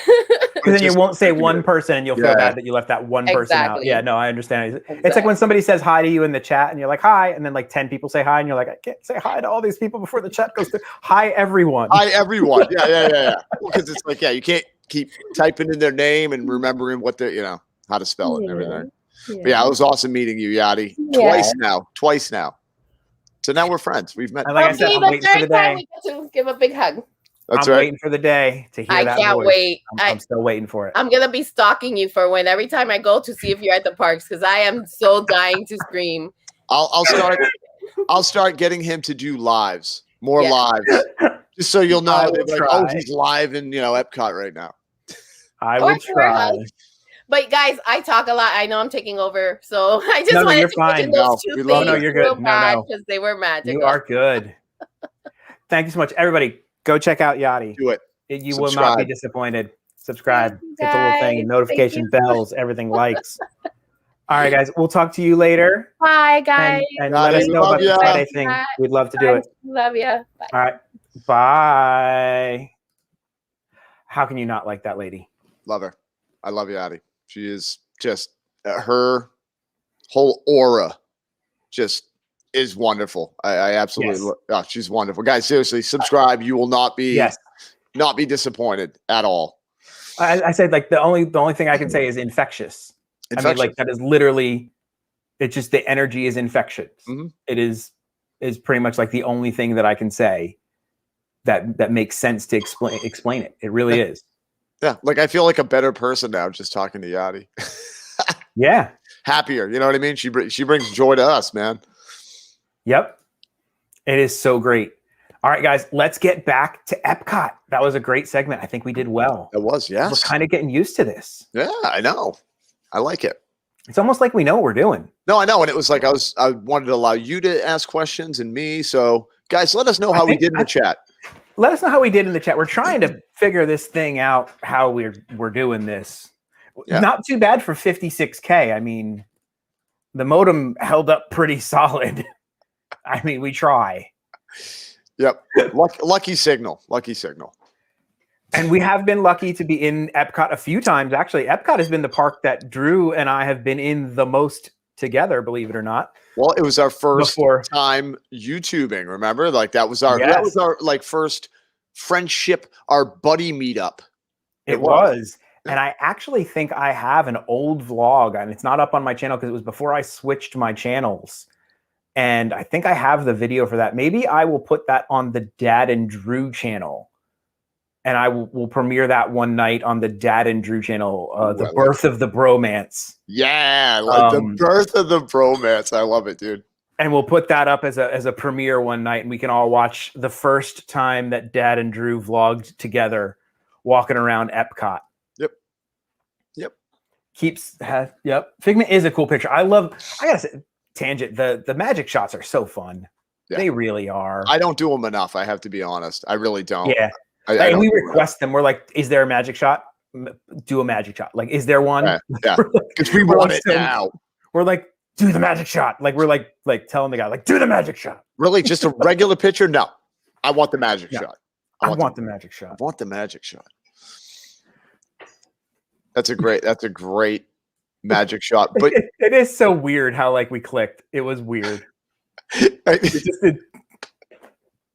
It's still, I'm sorry, but it's still, guys, I know we talk about it all the time, but it still blows my mind to this day how two knuckleheads like us, like I have, and I've said it before, and I know I'm regurgitating the same thing over again, but it was like, I had never met anybody in my adult life, like since like grade school, that I was like, this is my friend now. You know, it was like I'd meet people and like people and whatnot.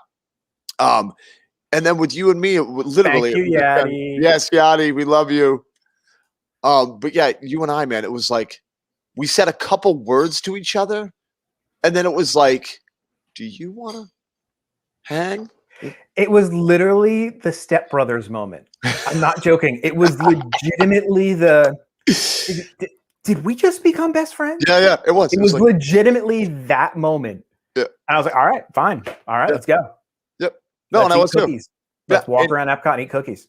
And honestly, guys, I think what makes me and Jamie click, we both are very easygoing people. Yeah, do you want to be my friend? That's what it was.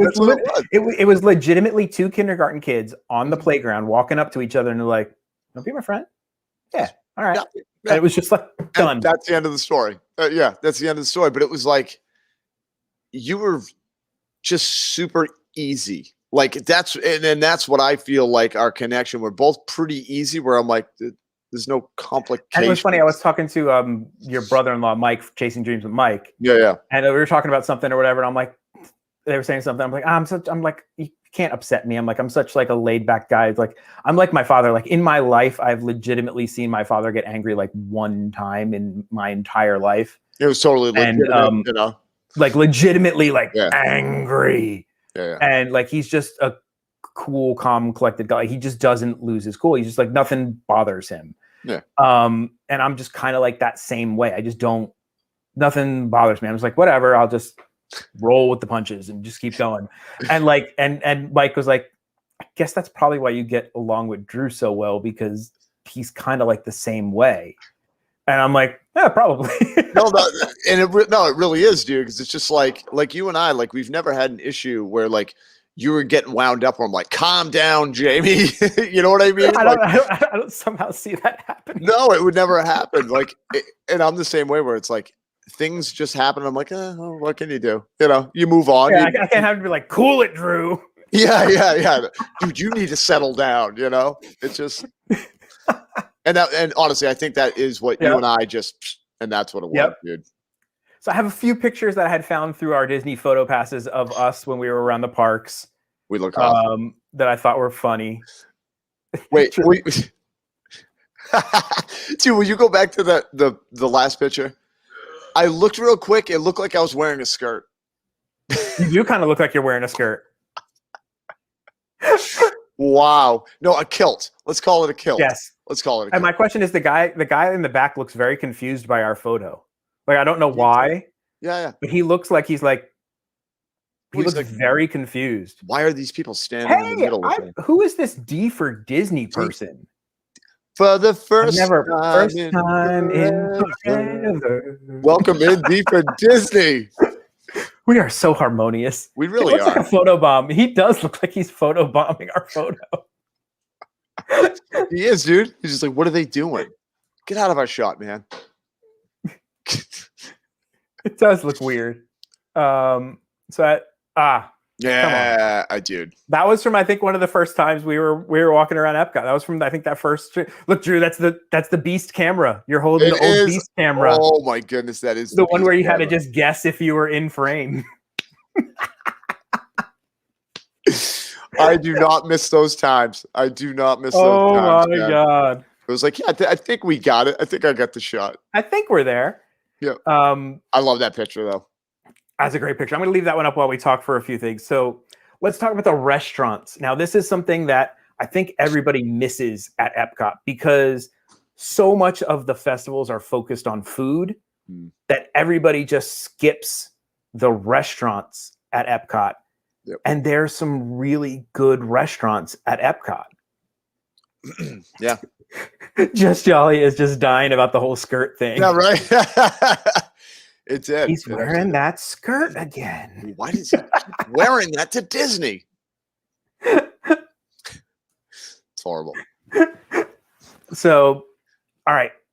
Now there are quite a few restaurants because most of the countries all have like a signature restaurant. And then there's Future World has a couple of awesome restaurants. I'll just throw out a couple of them here. There is a Chef de France in France, of course. And then here's one of the ones that came up with Drew and I, which totally blew Drew and I away. There is one called Monsignor Paul. And we're like, really? Never. It is another high-end restaurant in France. It's not open right now due to the apocalypse. But for those of you who know Epcot, when you walk into France, you'll see the fountain, which usually will have like a topiary, like Beauty and the Beast is there right now, I think. Mm-hmm. And if you're walking towards like usually I'm walking towards to go get a ice cream macaroon sandwich, or you're walking towards the back to go to the little store. On the left-hand side is the big building that has Chef de France. Once you pass that, on the left, tucked into the corner, is a second door, apparently, that is for another restaurant called Monsignor Paul, with a whole different menu than Chef de France. It's like right in the same building. In the same building, and I had no clue. Please tell us in the chat, if you have been to this restaurant, if you maybe didn't know like us, because for us, it's like you go back in that, little back alleyway, and it's like either ice cream or I'm going back to get a ham and cheese croissant. Pastries. Yep. Get my Pastries pastry. and croissants. Yep. Never even knew that was there.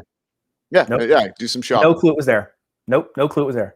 Where exactly? Where? Hold on. I'm going to pull up the little map because I was blown away by this, and I will show. Okay, stop screen. I had to look this up because I actually had to go to like Google Maps. I legitimately opened up Google Maps to find Monsignor Paul. I just like the name. And I was just like, this just doesn't seem. I do like the name because it just sounds cool. It does. All right, share. Pastries or ice cream for Yachty. Yeah, same here. All right. So, all right. If you're looking here, you're going to see here, you'll probably see my little thing moving around here. Right here is this is the walkway to come in from France. This big building here that I'm doing a little thing on, that is where Chef de France is. That's the corner that goes back around. And I'll zoom in. Let's see if I can zoom in a little more. That's Whoa. Okay, that's as far as I can zoom in. So this is Chef de France right here in the corner. It says if you go around the corner, like this, right here with this little red thing that popped up, that is Monsignor Paul. So on this corner, Chef de France. On this corner, Monsignor Paul. I find that strange that they put them that's a weird setup. That is a weird setup because dude, you just literally you're gonna walk right past that. You're not gonna turn to the left. They look like they have the same door. Like they look like they go to the same place. Like, is it the same building and it's just two separate menus? And you're like, I'm here for Chef de France. I'm here for Monsignor Paul. Like, maybe it's the same kitchen. They're just pumping out stuff over this side. Stuff is Disney Stranger saying Paul's on the second floor? I didn't know. But I never trust anything that Disney Stranger says. No, I don't either. Because I have a feeling a terrible joke is coming on the next comment. Something and about you're probably right. And you're probably right. Mon cher. Monsignor. Monsieur. Monsieur. It's really full of magic. It is really full of magic. But now I want to go and get full inside of Monsieur.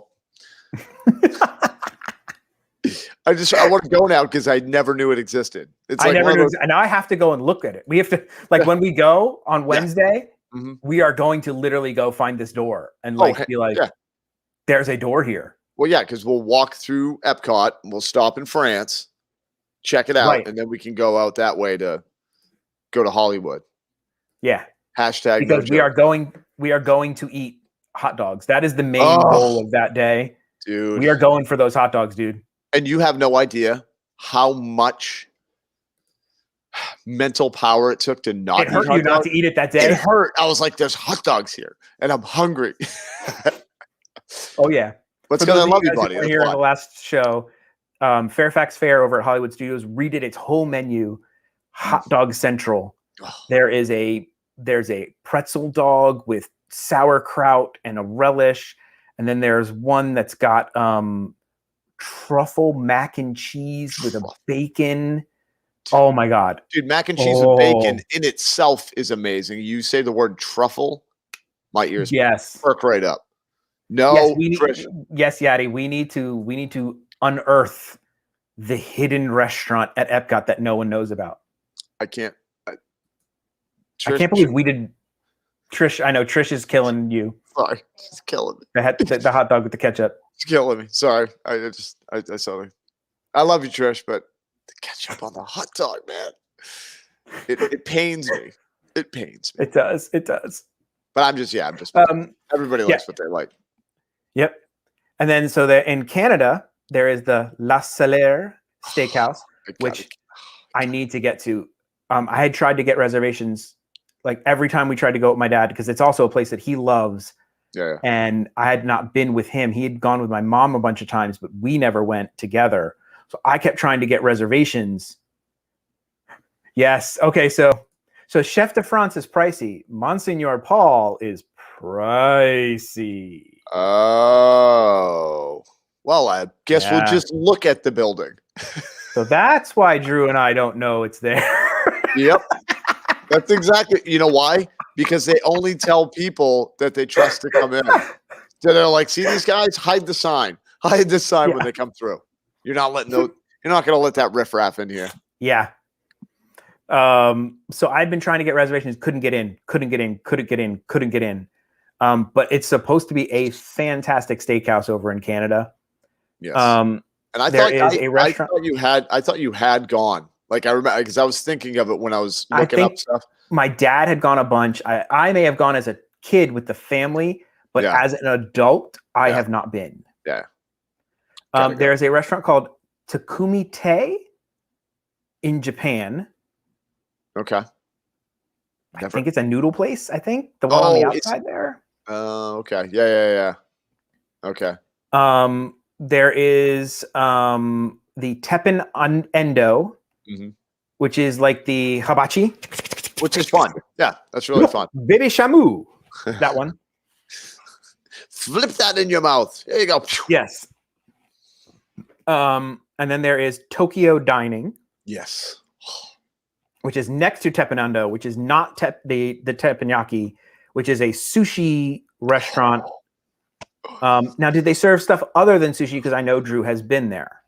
I don't remember because we got there and we were like sushi. Like it was a sushi. You just went. Oh, like we all were like, we need sushi. It was that like, and we went right in there and we were like, and sushi, and just ordered sushi. I can't remember. I'm guessing they probably have some other things, but I'm telling you right now, the best sushi I have ever had. It was the freshest. I can't even. Yeah, can't even promote that enough. You got to go try it, dude. Okay. And then there is in Italy. There's the Tutto Italiano restaurant, which is an Italian restaurant, like a plated Italian restaurant, and then the Via Napoli Pizzeria. Still gotta get there. Which, okay, of these restaurants. Oh, and then also there's a couple other that I didn't go. There's the Coral Reef restaurant in Future World, which I'll get to. There's the La Hacienda de San Angel. Angel. I think Angel. Angel. I think it's Angel. If Yachty was here, she would tell me how to pronounce it, or we can ask your wife.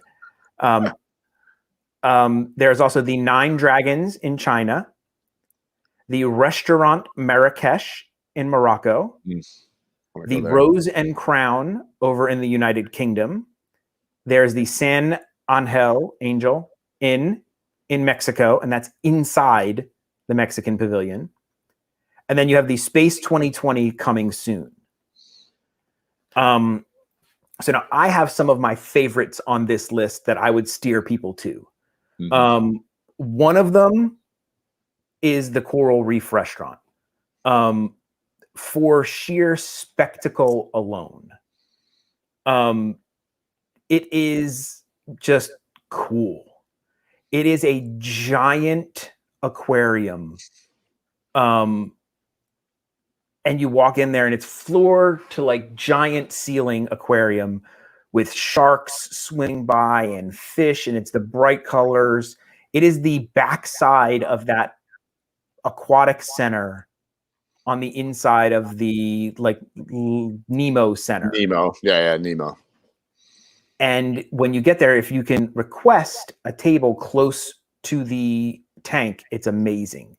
And you can be literally like, they put tables literally right next to the tank. And you're just like, wow. You're like, I'll have one of those and I'll have one of those. And I've always wondered if it's weird for the fish. Like they're like swimming by and they're like, oh, they got what's he eating? What's he eating? Oh, Bob. Bob didn't make it. Well, he made it onto that plate. And you know what's funny? I never even knew until you told me, because I had seen that restaurant, like didn't know where it was though, and I was like, in the corner, dude. I walked by it. Well advertised. No, it's right. Like I walked by it so many times, didn't even pay attention because I didn't know what was there. No, you know. But it is legitimately like awe-inspiring in there and amazing, and the seafood is super fresh, super tasty. It's not cheap. But it is a spectacle, and it is definitely worth doing. Save it for a birthday or anniversary. Yeah, it's a big deal kind of thing. Yeah. Of those restaurants that you've been to, Drew, what is your like? Oh yeah, you got to do this one. The Tokyo dining, man. I cannot promote that. Like I was blown away at the sushi that they had. If you're a sushi fan. It's so good, like because they give you sushi. Not really, teenage numbers. Not really. We're just making this all up. We just like to talk about food. But hi, Brenda. Brenda L, welcome in. We're talking food at Epcot. Yes, but no, dude, they had like hunks of little cubes of salmon, and I love sushi so much. Oh my dude, and it was like so you got sushi, and then you got all these pieces of like deliciously fresh fish all over your plate. Like it was just the freshest sushi I've ever had. So the volcano platter. Volcano platter. That sounds good. Mm-hmm. Oh, and the other thing about the Coral Reef is they will have divers that will go into the tank while you're there. That's awesome. And at one point, where is it? Sally Turner said that at one point they had Mickey would scuba in there, which is awesome. Okay. They're like having a Mickey scuba inside the tank. I don't know if they still do that, but that's awesome. That's got to be quite a task. But I've seen it. I've seen a scuba diver in there before, and that's just super cool. Yeah. Some of the other standout restaurants that I've personally been to, the other one that no show, nothing super special about like the place. You have to do Via Napoli. I know I have to.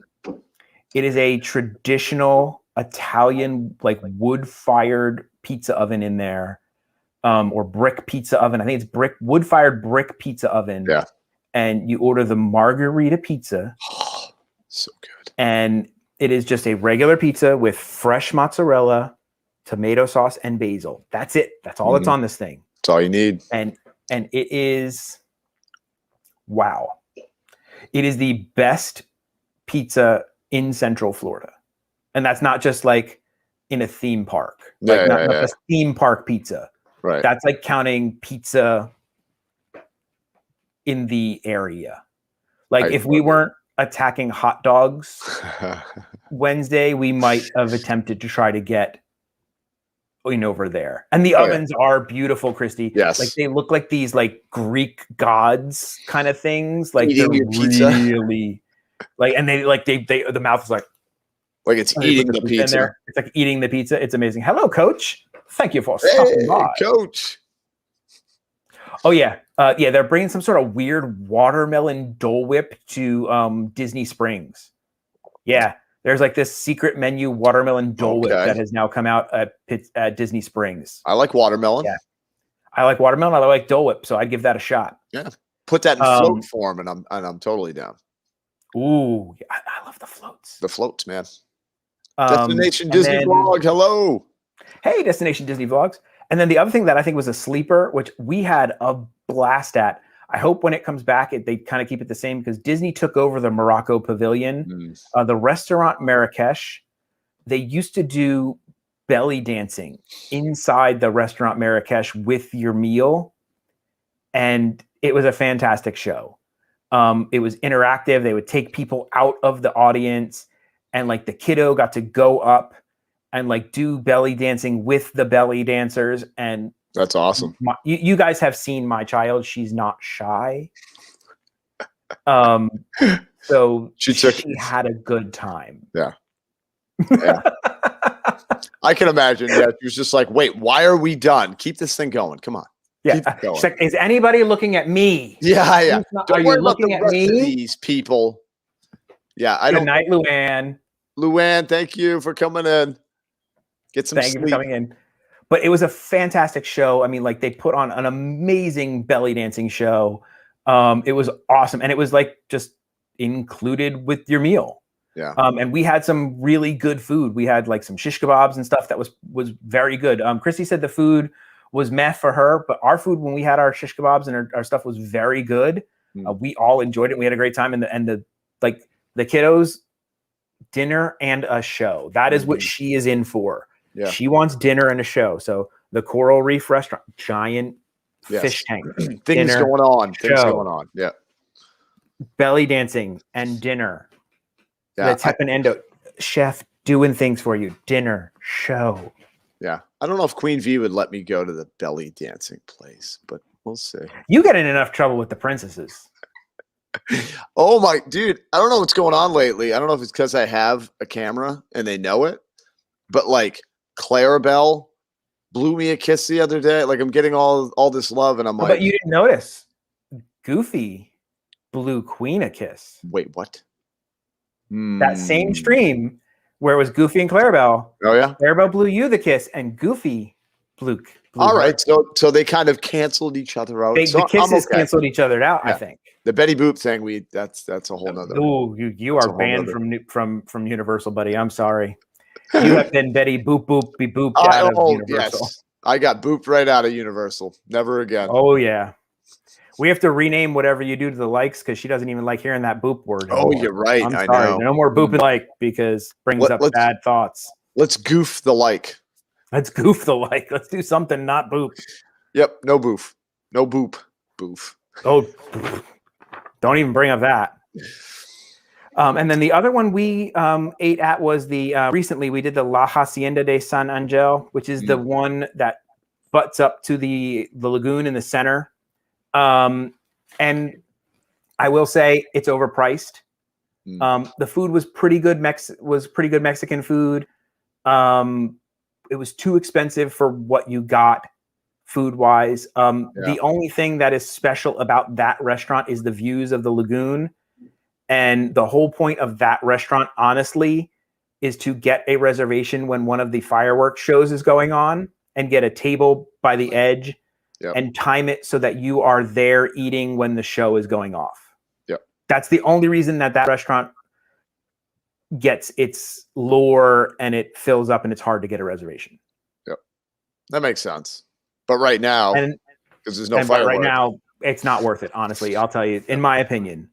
And then the same thing with and I haven't been in there, is the Rose and Crown is also another one where you can get a reservation at, and they have seating right at the edge of the lagoon, and you can watch Epcot Forever or the new Harmonious when it comes out. You time your reservation perfectly for the show, and you have the front row seats for like an amazing show while you're eating. Just make sure it's not really windy that day. And blows away all your stuff. Yeah. Yep. Tornado winds. Oh my God, that was crazy. Yeah, so that was the sit-down restaurants. I mean, we've eaten at Nine Dragons. It was pretty good Chinese food, but it wasn't anything to write home about, I don't think. You know what's funny? You brought up, you were talking about the Chinese, pavilion, which I love it. It's beautiful and stuff. But I personally haven't heard too much of like, you got to go eat over at the Chinese pavilion. Like, you know what I mean? And that's not like a knock on Chinese food because I love Chinese food. But I haven't really, I don't know. The only person that raves about anything over the Chinese pavilion is my brother-in-law, that is Jabber. The egg rolls that they sell at the little cart there, he gets them every time. Mm-hmm. They're just your basic Chinese egg roll, but it's his like go-to snack when he's at Epcot. He gets the egg rolls from there. Yeah. It's an easy grab and go snack for when you're walking around Epcot. That's his like little, but other than that. Yeah, no. And that's more convenience than anything. Yes. You know what I mean? It's like, and they're not ant-sized egg rolls. Oh, poor Trish. Now, we'll skip from food really quick, and we'll go into like the characters that are at Epcot. Now, in a normal time, they used to have Mickey, Minnie, Goofy, and Pluto. Right? It was what? Pluto. Those were the three that were in the character meet and greet section. Mm-hmm. And then across the way, you would have Baymax, which was an unusual meet and greet, and one of my favorite meet and greets in all of the parks. I really hope that when that happens, it comes back. Love Baymax. Because Baymax was it is this giant inflatable suit, and like he comes out and he nails Baymax. Like it's so perfect. Like it wobbles around, and then you can get, it's my favorite thing ever in Disney. You can get him to give you the fist bump. So you get him when you leave, you can go like this, and he goes, and it's just, it's awesome. It's perfect. It's just perfect. Yep. Yeah, that was actually one of my favorites too. The meet and greets. I loved it because every time it'd be in that. Well, what is it now? Or it's in the section to the right.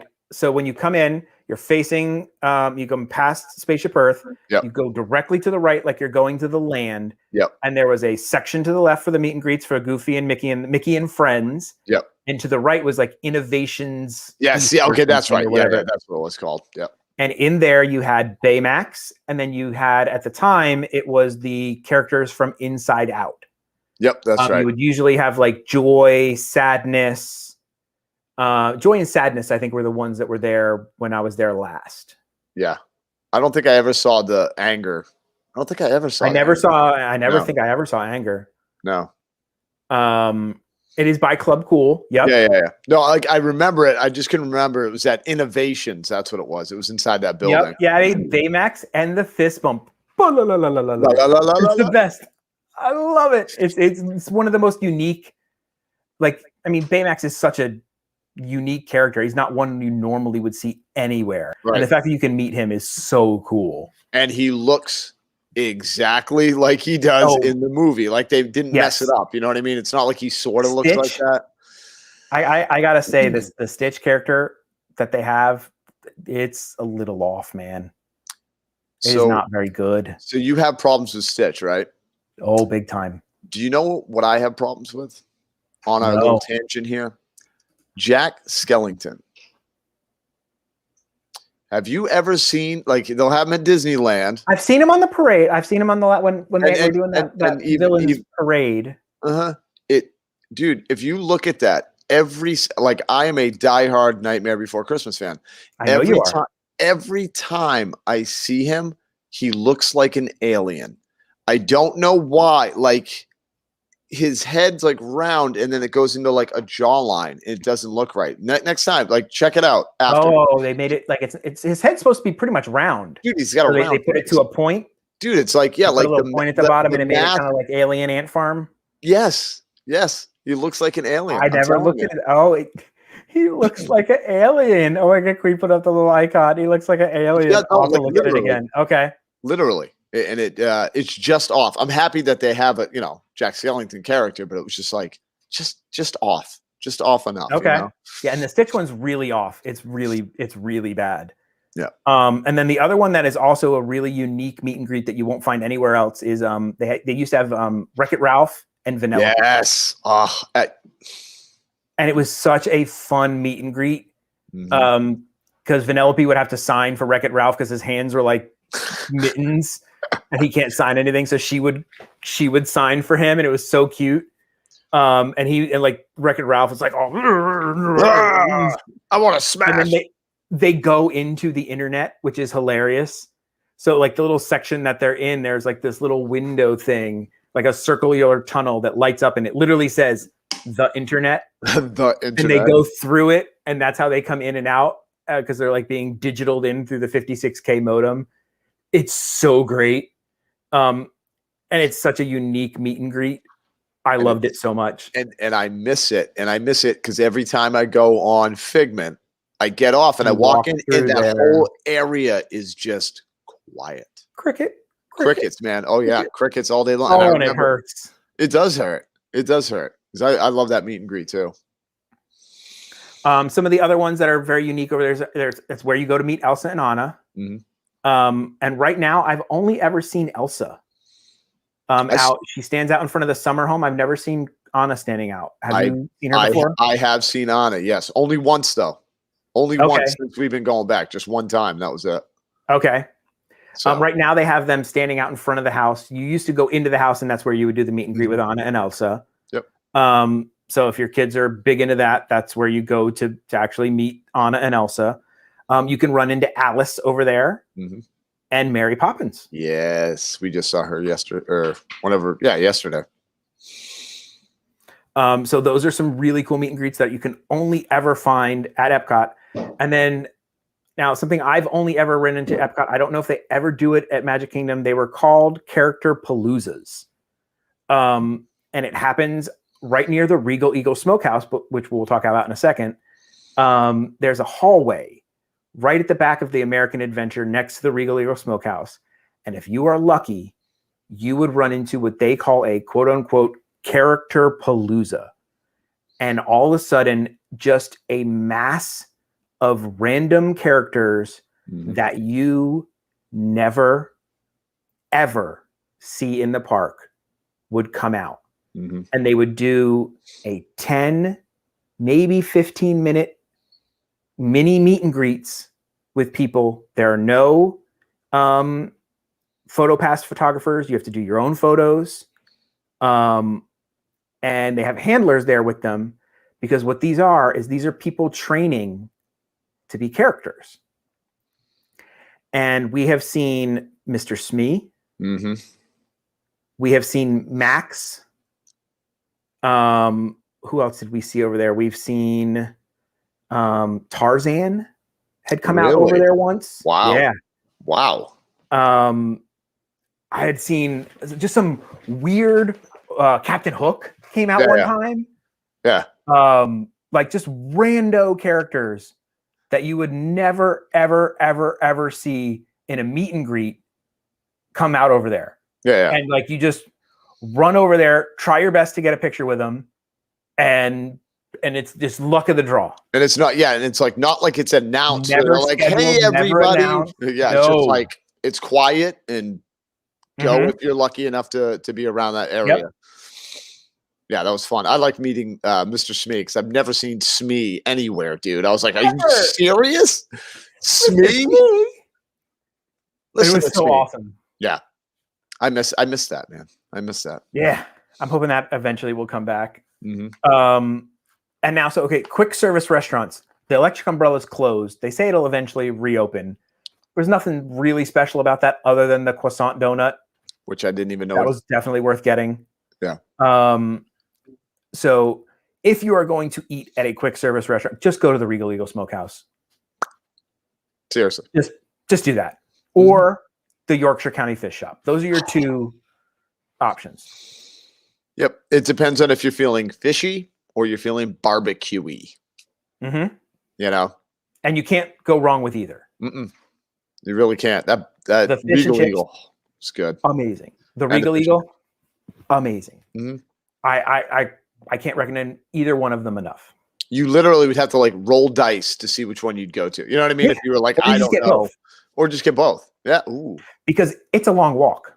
By Yeah. the time you get a little barbecue over in America, by the time you make your way all the way down to England, Yep. you're probably hungry again. Yeah, you're for gonna be some fish hungry. and chips. Get a little snack, something. A little snicky snack. Get a little fishity chips. Yeah. Fishity Mexico's chips, quick service is good too. We did that is a quick third that Drew and I, now Drew has a tip for people because the Mexico quick service can get really busy and hard to get into. I've seen people you just mobbed in. What is your little Mexico quick tip hack? So, excuse me. So we went last night and we met a couple friends of ours that were in line to get into San Angel. I know, try to pronounce it. And they were getting empanadas. They were like, "Oh, we're getting empanadas," and I'm like, "Oh, okay." But then later on, we wanted empanadas, and I'm like, "I don't want to wait in that line." So we went to the Choza de Margarita, which good pronunciation. Which is right next, right next to the big building, in Mexico. And you can get the empanadas there, and we got the tacos there as well. So, because that was the thing, the line moved quicker because people are literally just going there for margaritas mostly. You know what I mean? So it's like, margarita, here you go. Here you go. You know what I mean? Right. So yeah, and they were delicious. Oh, so good. Their empanadas are great there. So good. Amazing. So good. And now, as far as character dining experiences, there are 2 that I know of. There may be technically 3. So there is the Akershus Royal Banquet Hall. I like it. It is the Norway Banquet Hall. That used to be where you could go to see legitimately every princess. All of the princesses would be at this dining experience. It was a breakfast experience. And the menu's funky though. It is like a Norway-ish breakfast. There was a lot of gefilte, like a smoked salmon type thing on there. And there was a weird, it wasn't your Disney breakfast menu, which is what stopped us from going. There was nothing on there that looked like the kid would be like, stop, Summer. Say it again. Wait, say what again? I will try to. Is the Akershus? It's a shoe. It's a shoe. It's the Aqua Shoe. The Aqua Shoe Royal Banquet Hall. It's a hole. It's a hole, not a hall. It's a banquet hole. It's a banquet hole, an aqua hole. Yes. And it's closed right now. You can't do it right now. It is in the Norway, Germany-ish area, I think. And then the other one, which I kind of want to do now that I saw it. I saw them there the other day. Got to check the menu, see what the food looks like. But it is the Garden Grill over in the land area. Yeah. It is the rotating restaurant. Have you seen this one? Yeah. Well, I didn't even know it rotated until somebody told me. I go, no, it doesn't. And then I looked at it. I'm like, no, it's rotating. The restaurant's moving. So you can get a shot. Moving. So you can get a shot of Living with the Land, man. You get a shot of Living with the Land, which is awesome. Best ride. And it has the characters come out through it. I saw Chip and Dale in there. I think Goofy goes in there. I think Mickey might go in there. I usually see Chip and Dale. Like that's the I always see Chip and Dale all the time when I'm walking through there. So that looked pretty cool. I think I kind of want to do that one. Yep. For sure. That might be on our list of one to try. For sure. That looks cool. It looks slow. It rotates a full rotation per hour. Cool. Yeah. I like that. Because if you look at it, unless you're really like studying the floor, you can't tell that it's moving. You can't really tell that it's really moving. I wouldn't get vertigo while I was eating. I would love it if they just if it rotated really fast. You're like, can I get one of those? Have one of those. Can I? Wait for me to come back around. Oh, by the way, did you hear character dining is back at Chef Mickey's? I did hear that. Yes, which I've never eaten. But you cannot get a reservation. Really? Legitimately, we tried. I have tried for every weekend that is open to us that you can book it. as far out, Nothing. you cannot get a reservation. Nothing. Wow. Oh no, I did find one. If we wanted to have dinner at 9:55 p.m. It's always like that, man. It's like, yeah, we're not eating at 9:55. No. So I mean, it's supposed to be a new plated menu. It's a prefix menu. It's not buffet anymore. The characters are back in a distanced way. They don't specifically come right up to your table anymore. But it's gotten really good reviews for the food, and everything's supposed to be great, and it's supposed to be a fun experience. My question: have you ever done it, or you haven't? We have done it before. And how was it before? Like food-wise? Fantastic. Food-wise, Food really? was great. The buffet food was great. Okay. It was wonderful. We had a great time. And then the characters were awesome. They come literally right up to your table and they would like dance with the kids. It was awesome. Yeah. We had a fantastic time. What I'm showing here are the new animatronics from the Three Caballeros. I jacked this directly from Drew's live stream. But so excited. Man, they look good. They look like they had a nice day at the spa. And they move so fluidly. Dude, it was ridiculous. Like ridiculous how smoothly they're moving.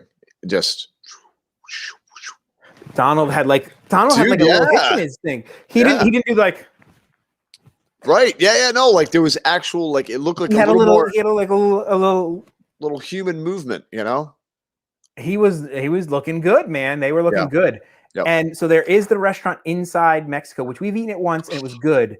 I want to go back there again because I do like that it is called not the La Hacienda, it's the San Angel. Yeah. Not San Angel Inn.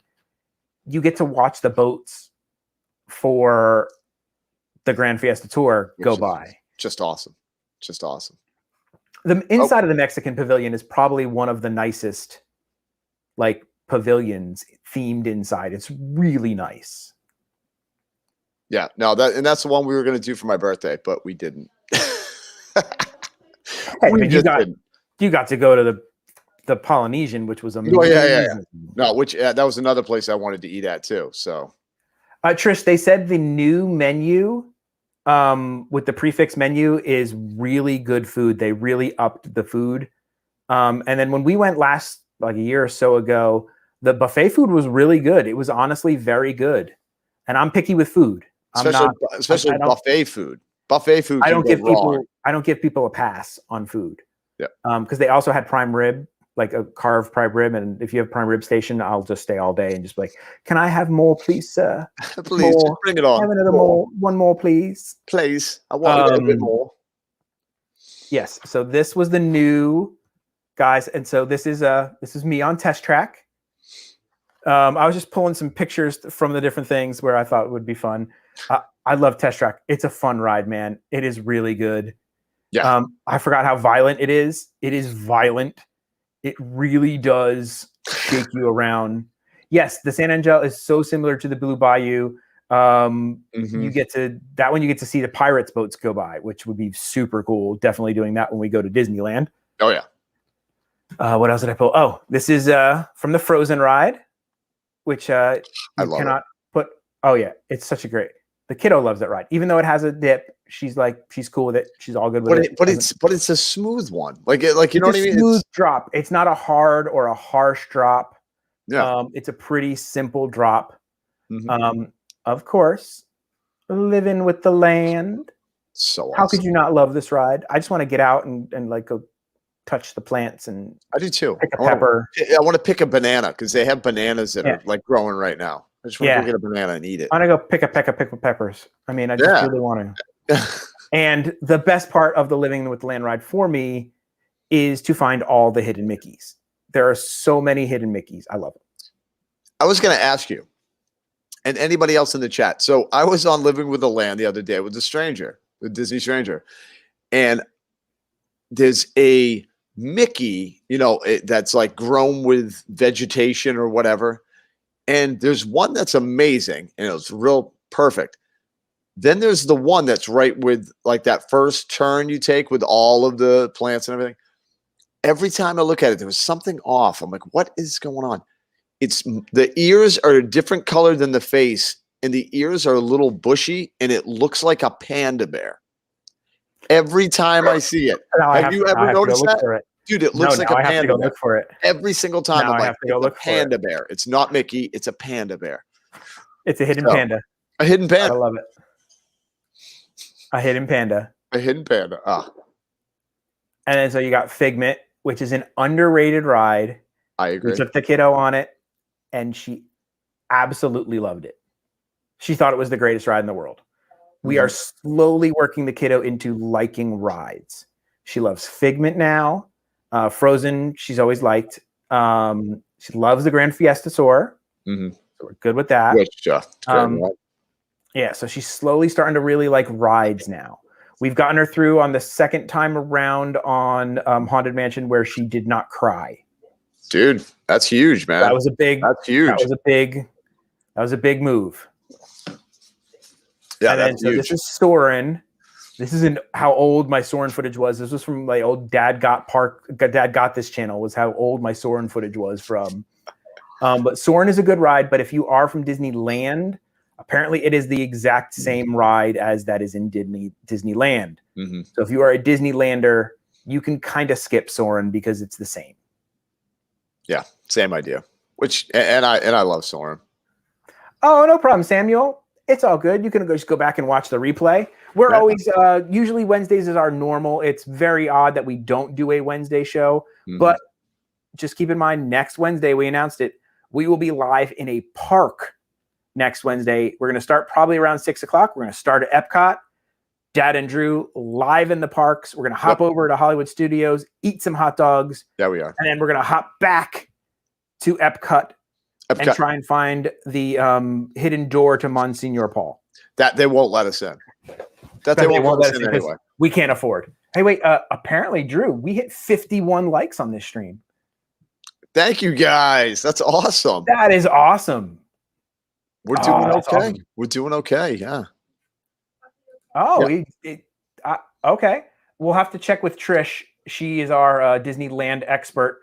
That it doesn't end in Epcot. Oh, okay. Well, that would make sense. Maybe it ends in California. Where does it end in? California over the castle? Something. And then so you've got the Seas with Nemo and Friends, which is it's an okay ride. I enjoy it, but once again, I enjoy it, but I have memories. It's memories for me. Yeah. But if you are on a limited time frame at Epcot for that day, and I were to pick a ride that I was like, if you were picking between the Seas and Figment, you need to go do Figment. Yeah. Yep. I agree. Okay. So Soarin' in California ends over the Disneyland Castle. So if you're really worried about seeing it end over Epcot, you can go to Soarin'. But know that 99% of the ride is the same. Right. It's still a good ride, though. It's still wonderful. It is a great ride. It is a great ride. Let's see. These are just some extra pictures that Disney gave me of Epcot. They give you some free photos inside your photo pass when you're a photo pass member. That's an amazing shot right there. That was a really cool photo, man. I was like, dude, that's an awesome photo. Yep. That is from the good old, I think that's from the Italy. The Italy, yes. The Italy. The Italy. I love that one. Oh, that's cute. A great shot. And of course, my wife pointed out that almost all of my Epcot trips, I was wearing my Three Caballeros t-shirt. Dude, you have to, man. But you have to. You're in Epcot, dude, with that ride, and that shirt is amazing. So yeah, it was a great shirt, and I was like, I had to. Yep. So this is the view back towards the good old spaceship Earth. Now there is a boat that will cut you. You take it right in the middle of the lagoon. Take you from it'll take you from the center of the lagoon, and it drops you off basically between is that Morocco and France and Morocco, kind of, I guess. Yep. It's like what, a 10-minute ride on the boat? Yeah, it's not too bad.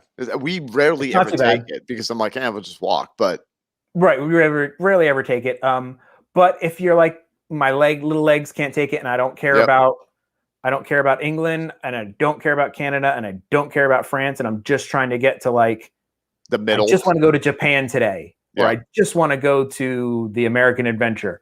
Yep. You can go ahead and you can just hop on that boat. It'll take you pretty much straight up the middle, and you can cut out that walking. Yep. Which is a help. No, which is a help. We've done it before, you know. If you are tired at the end of the night and you've made it halfway around the worlds and you're like, I just want to go and I don't want to walk all the way around that edge. Yep. Just get on the boat. Just get on the boat. Yeah, just get on the boat and then get out of the park. Go ride Spaceship Earth and then leave. You know. For those of you who are wondering where Ratatouille is going to be, it is tucked in the very back corner of the France Pavilion. This is the sign to go to Ratatouille. So where I was showing you where that Chef France thing was on the map, you kind of veer off to the right and go towards where you see the Skyliners, and it's tucked into the corner there. And it is just a nice ride on the water. And right now you get an awesome view of the harmonious Stargate. It's awesome. Stargate, I know. It is Stargate. I'm sorry, it is the Stargate. It is. At nighttime, dude, we were just there. And I'm looking out and I'm like, we're eating our food, and I'm like, it's Stargate, dude. You're going into another dimension. And I know I called it England, and it's technically not England. It's the United Kingdom, but yeah. We all make mistakes, Jamie. And you get a really good view of the Skyliners from over there. Which is so much fun. Cool little view. Oh, I love it. The new old pylons, because I guess these were the old ones that were there before they redid it. Mm-hmm. They're just amazing. Beautiful. They're beautiful. That is the Gusteau's sign that you can kind of see. This is like super zoomed from the corner where you're hiding in at. That's why it looks all blurry and whatnot. And then honestly, like Epcot at night with Spaceship Earth all lit up is just amazing. Yep. The lights, man. It's all about lights, dude. And Drew and I have said it before. It's almost like there are two sets of Disney parks. There's the Disney parks in the daytime, and then there are Disney parks at night.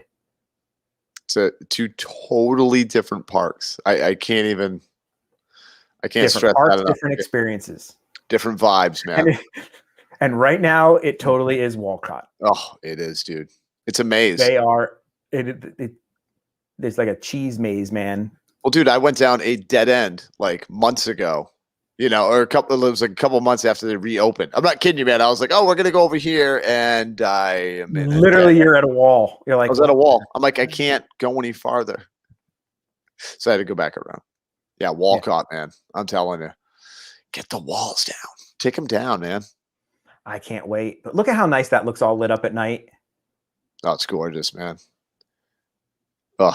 And that's why, dude, people mull around that so much now. You know what I mean? Since they put those up, I don't think there was that much mulling around when they had the Leave a Legacy things. You know what I mean? Like, there are so many people kneeling down on like getting the low shot to get this specific photo now. Yeah. Like, you will see so many people crouching right now at the front of Epcot. Like, it looks like, you're like, why is everybody sitting on, laying down on the ground? Why is everybody on the ground? Because they're all attempting to get this photo. Yeah, which is a great photo. That's beautiful. Oh, it is.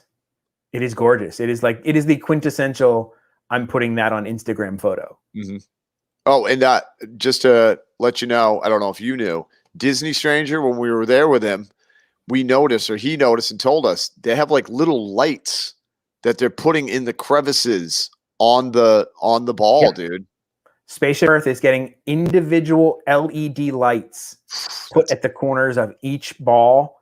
I can't wait to see what it's actually going to look like when they light this dang thing up. Like, that is so exciting. So exciting, dude. Amazing. It's going to be bonkers. I don't know what it's going to look like. I don't understand. Like, is it going to be like some sort of like projection map thing going to happen? Or? You know what it has to do with, right? Stargate. Oh, the Stargate. It's gonna. Yeah, exactly. It's gonna like send everybody to the future. Or yes. Whatever. We don't know yet. Yes. Here's hoping. So that's our little Epcot tour there. I think we went over most everything. The only other thing that I want to say is I know it is pricey, but if you can pull it off, the hotel to stay at, if you are like wanting to do Epcot, is the Disney Beach or the Disney Yacht Club. Yep. And the reason for that is because they legitimately connect to Epcot. Yep. There is a walkway that connects from those two hotels directly to the backside. It has its own entrance. It drops you off right in between England and France. And I can see somebody's underpants. I see England. I see France. I see someone's underpants. Every time I hear that. You got me all conscious. I was like, wait a minute, what? But yeah. And you can legitimately like wake up, walk out of your hotel, short, tiny little walk right into the park. And it is the most carefree and easy experience ever to get into a park. Yep. And the Skyliner station is legitimately like right there too. So if you want wanted to like go to Hollywood, boom, you are like, Yep. I know those hotels are not cheap, but they are fantastic hotels. Yeah, but it's like if you're going to stay, if you're going to spend the money and you love it, especially if you love Epcot, yeah, I would highly, and don't forget Boardwalk as well. Boardwalk is right in that area too. Yeah. Right, yep. Boardwalk is also another one right in that area. We stayed at the Yacht Club once, and best pool on Disney property. 100%. It has a sand bar. It's got sand in it. In the pool. It is amazing. I actually know what Epcot stands for. I actually do too, I think. Because you've been on the People Mover enough. They say it right in the beginning. Yeah. And I always forget though. I remember and then I forget because I'm like, when am I ever going to need that information? Except for now where I'm when you're on the spot. When I'm on the spot and I'm like, I can't remember. Something of tomorrow. Community of tomorrow. Why am I spacing? Experimental prototype. Community of tomorrow. Everyone thinks it's City of Tomorrow, but it's actually Community of Tomorrow. That's where I always used to get messed up. I used to always say experimental prototype City of Tomorrow, and it's actually Community of Tomorrow. That's where I used to always get messed up. Yep. But I just like saying Epcot anyway. Just, you know what I mean? Epcot. Well, what would the U stand for? Tomorrow. Prototype City. Tomorrow. Originally it was City. Walt originally called it City. Okay, so all right. We'll call it City of Tomorrow. Oh, and yeah, I think you're right because I think I remember hearing him when he was that little video they have of him talking about Epcot. No, I can't say that because we're probably about the same level of dumb. Yeah. I mean, you know what it is, Jamie? Sometimes you're dumber than me, and then sometimes I'm dumber than you, depending on the day, situation. But it works out like if we put us both in the same room, that we would be able to stumble through and get something done. And get words together. Yes. Get words together. Yes, but probably not spelled correctly. No, but we'll get words together, Jamie. That's how we do it. Yes. Epcot. But I think we actually gave decent information. I think we did. Didn't mess up too much. Yeah. No. We let people know about a restaurant that I think probably, I'm going to say 90% of the people in here did not know existed. And we didn't either. And we're at least part of that. Yeah. Yep. Now your brains together make stuff happen. There's another tagline for our show. The Dad and Drew stuff. Our brains together make stuff happen. We need T-shirts, Jamie. We need T-shirts. Oh God, dude. yes. We need T-shirts. I held some Disney merchandise back because we were going to do a little segment where we were going to show Disney merchandise. You did, because I think you should. Maybe I should hand it to you, or yeah. Okay, yeah. Here, hold on. I'll hand it underneath. I'll hand it. Yeah, you hand it underneath. I'll hand it below. Yeah, you hand it below. Yeah. Here you go. Yeah, go ahead. Yeah. All right. We didn't do that right. We didn't do it right at all. But it's okay. Whoa. Yeah, we both have these things. Look at these things. Woo! Look at these things. Okay, it goes like this. So just try it again, Drew. All right. Just pretend that didn't happen. Here, I'm gonna hand the. You do it from. So it's gonna come from the ceiling. I'll go. There you I'll go. Drop it down way. from below. Oh, drop you it. go from the bottom and it's gonna come down. Yeah. There. Did you get it? There we go. Okay, I got him. Yeah. See, look at how smooth that was. You guys didn't even know how good that was, right? It was amazing. The fax machine's not working today. I swear we don't have two of these. We don't have two.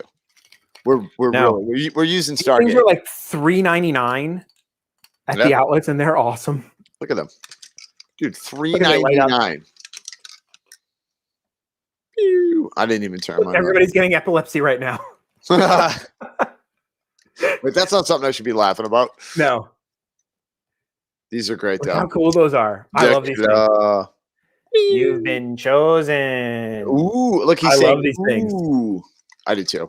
This is just some of the cool merch you can buy at the Disney Character Warehouse. Pew pew.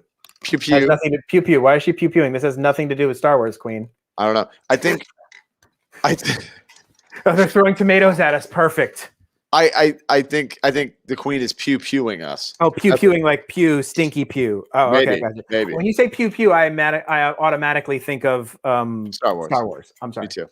And then the other thing that I held back that I just bought for me because like the wife has all these cool little things to hang on her bag, like Jack Skellingtons and things like that. So I bought myself a bag tag thing for my bag. What? Oh, dude. It says "Protect the Galaxy, the 709 Legion."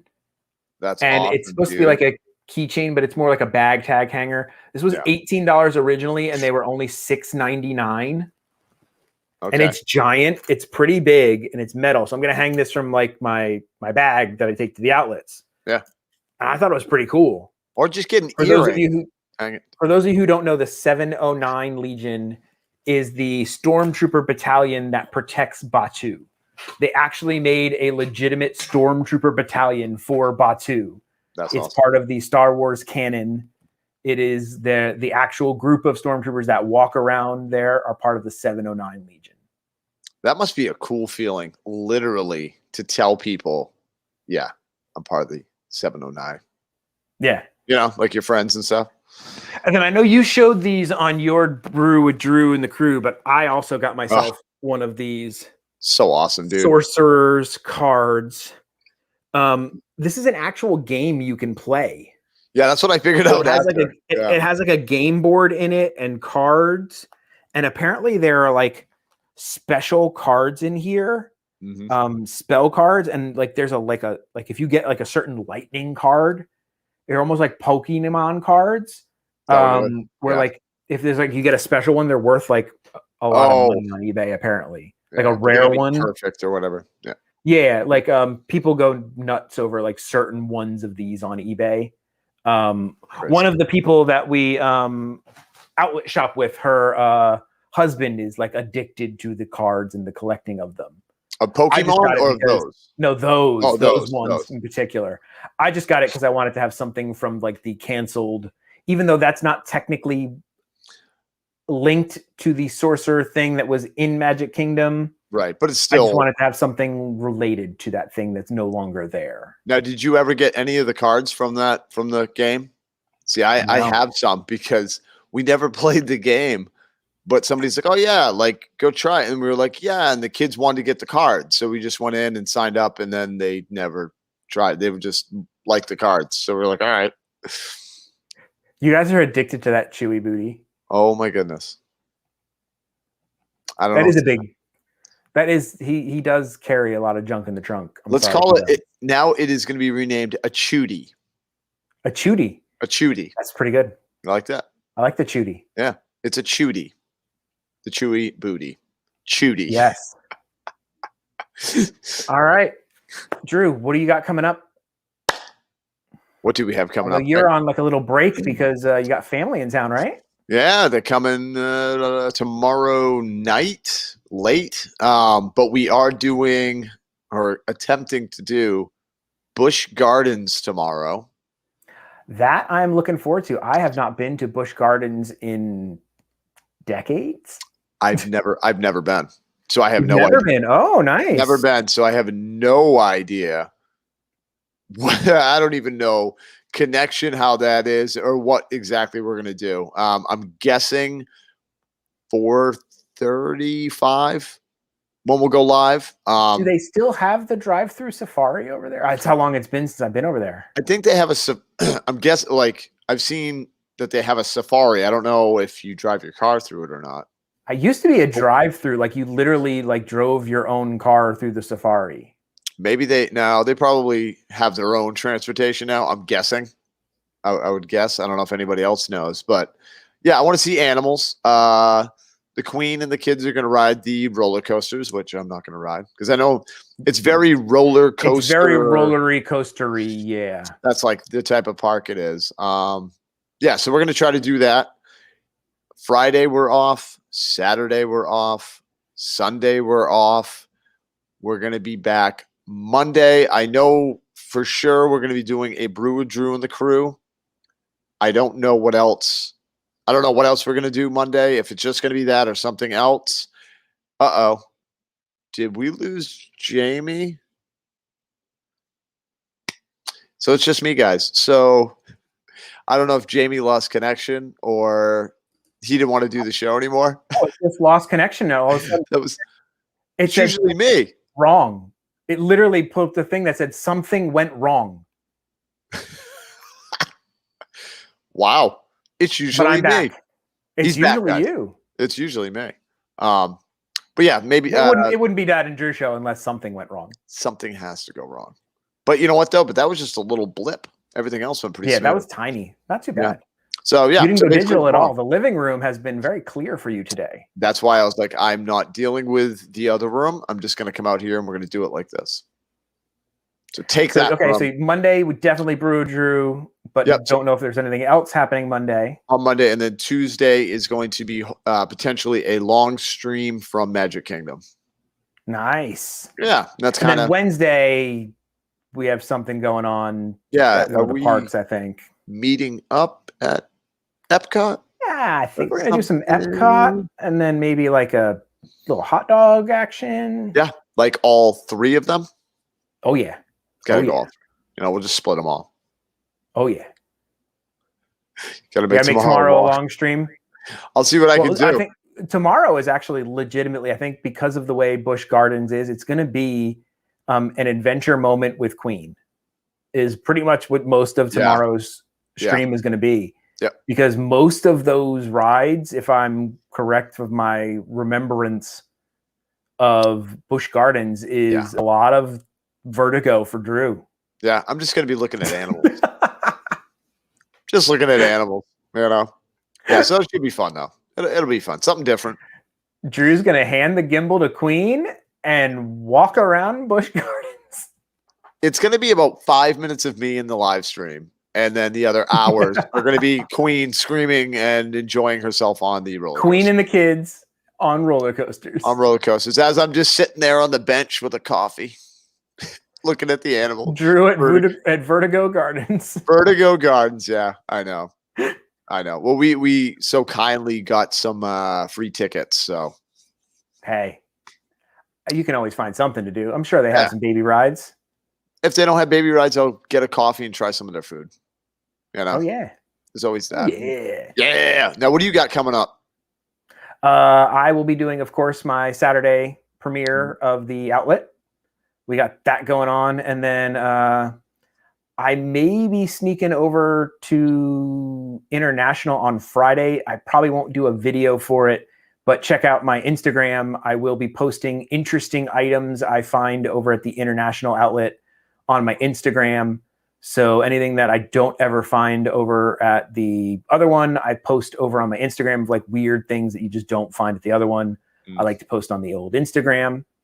I've been posting cut-ups of my old stuff. I was able to hack together a pretty decent POV of the Haunted Mansion. Ooh. And I was able to like kind of tweak it a little bit and brighten it and filter it up. So it's actually that is a hard ride to film. Dude, Film or live stream, either or, but like even filming was crazy. Just to film because of the way the dune buggy moves. So it's like okay, I'm filming this thing, and then all of a sudden the dune buggy goes, and then you're like, no, I'm trying to film that. But I wanted to get more. Yeah, and then then you're trying to film over here, so like there's a lot of like weird, like this and that happening, and so like I was able to try to like. I actually took like a couple of different rides that I had done with it and like spliced them together and timed them to the correct music and stuff. Smooth it out so that it's not as like jarring. So I think I was able to get something pretty decent together. So there's a pretty solid POV of the good old Haunted Mansion that I'll get up. I'll be watching that. I know that. And then I do, like I said, I think I have that one of us, our first to get, and we will have to put that up. Yes. And we'll put that up as a premiere on the Dad and Drew channel one night, and we'll just do a premiere on that. We'll just watch that. Yeah. Because I think it's got my like old Dad got this branding on it and whatever. We'll just throw it up on our channel. But it was literally, I think it was like the first time we walked around the parks together. So I think that'd be fun to just throw on our channel. So long ago, Jamie. Oh, I know. It was over a year or so ago. It's crazy. And then since we are blacked out, wait, who's blacked out? Who's blacked out? Since the family's blacked out, I was surprised. The wife was like, "I'm like, hey, can I go to the parks with Drew Wednesday night?" She's like, "Yeah, go ahead." Okay. But we have a couple of resorts coming up that I'll be vlogging. The JW Marriott over here in Orlando. Yeah. We're going to check that one out. We've got one of those coming up in June. And then in July, we're going to do the Gaylord Palms. They just redid their whole pool area with a river rapids and like tunnel system and waterfall system. I don't know. That's what the kid likes to go to resorts. So can you blame her? Can you blame her? No. So that's what we're doing with our summer. We're going to go to resorts and maybe go to the beach one day and show you guys some beach stuff or something. So that's kind of what we're doing. Good for you, man. Yeah, good for you getting out. I want to go to Gaylord Palms. I'm jealous. I'm just so jealous. So it looks amazing. So much fun. It does. Amazing. But that's pretty much what we got going on. So thank you to each and every one of you guys who tuned in. Oh, do not forget tonight's sponsor with Yachty. Go check out Happily Ever Yachty. She is fantastic. Please watch her stuff. If you guys like her stuff, subscribe. We wouldn't send you somewhere that we didn't think it was somewhere you guys would like. If you like her stuff, subscribe. We think you will. We're pretty sure you're going to want to subscribe to her. If you like our stuff, subscribe. Subscribe to Drew in the Moment. Subscribe to Dad Got Parks. Subscribe to this channel. We're trying to get this channel to 1,000. When we do, what do they get? A Mickey loot box. Mickey loot box, everybody. A Mickey loot box worth like, how much is it worth? $90. Like $90. And the good people at Mickey Loot gave us that box. And then if you go to mickeyloot.com and use the code DADANDREW, all one word, you get $10 off your first order. I just threw the link up there. It says mickeyloot.com, code DADANDREW. You'll get $10 off your first box. They are good people. It is a good company. They put solid products together. It's a lot of heart into it. It's just a lot of heart into it. Ride the Teacups won the first thing. We will go try and find their video. They put out a little video of them opening up. It's fun. We're really happy that they're supporting our channel, and it's pretty cool that they're like, hey, here you go. Give this stuff to your stuff. We're just giving it to our fans. Giving it to you guys. Yeah. Giving it to you guys so you guys can enjoy it. Yeah. So, Drew, what is the only way to live?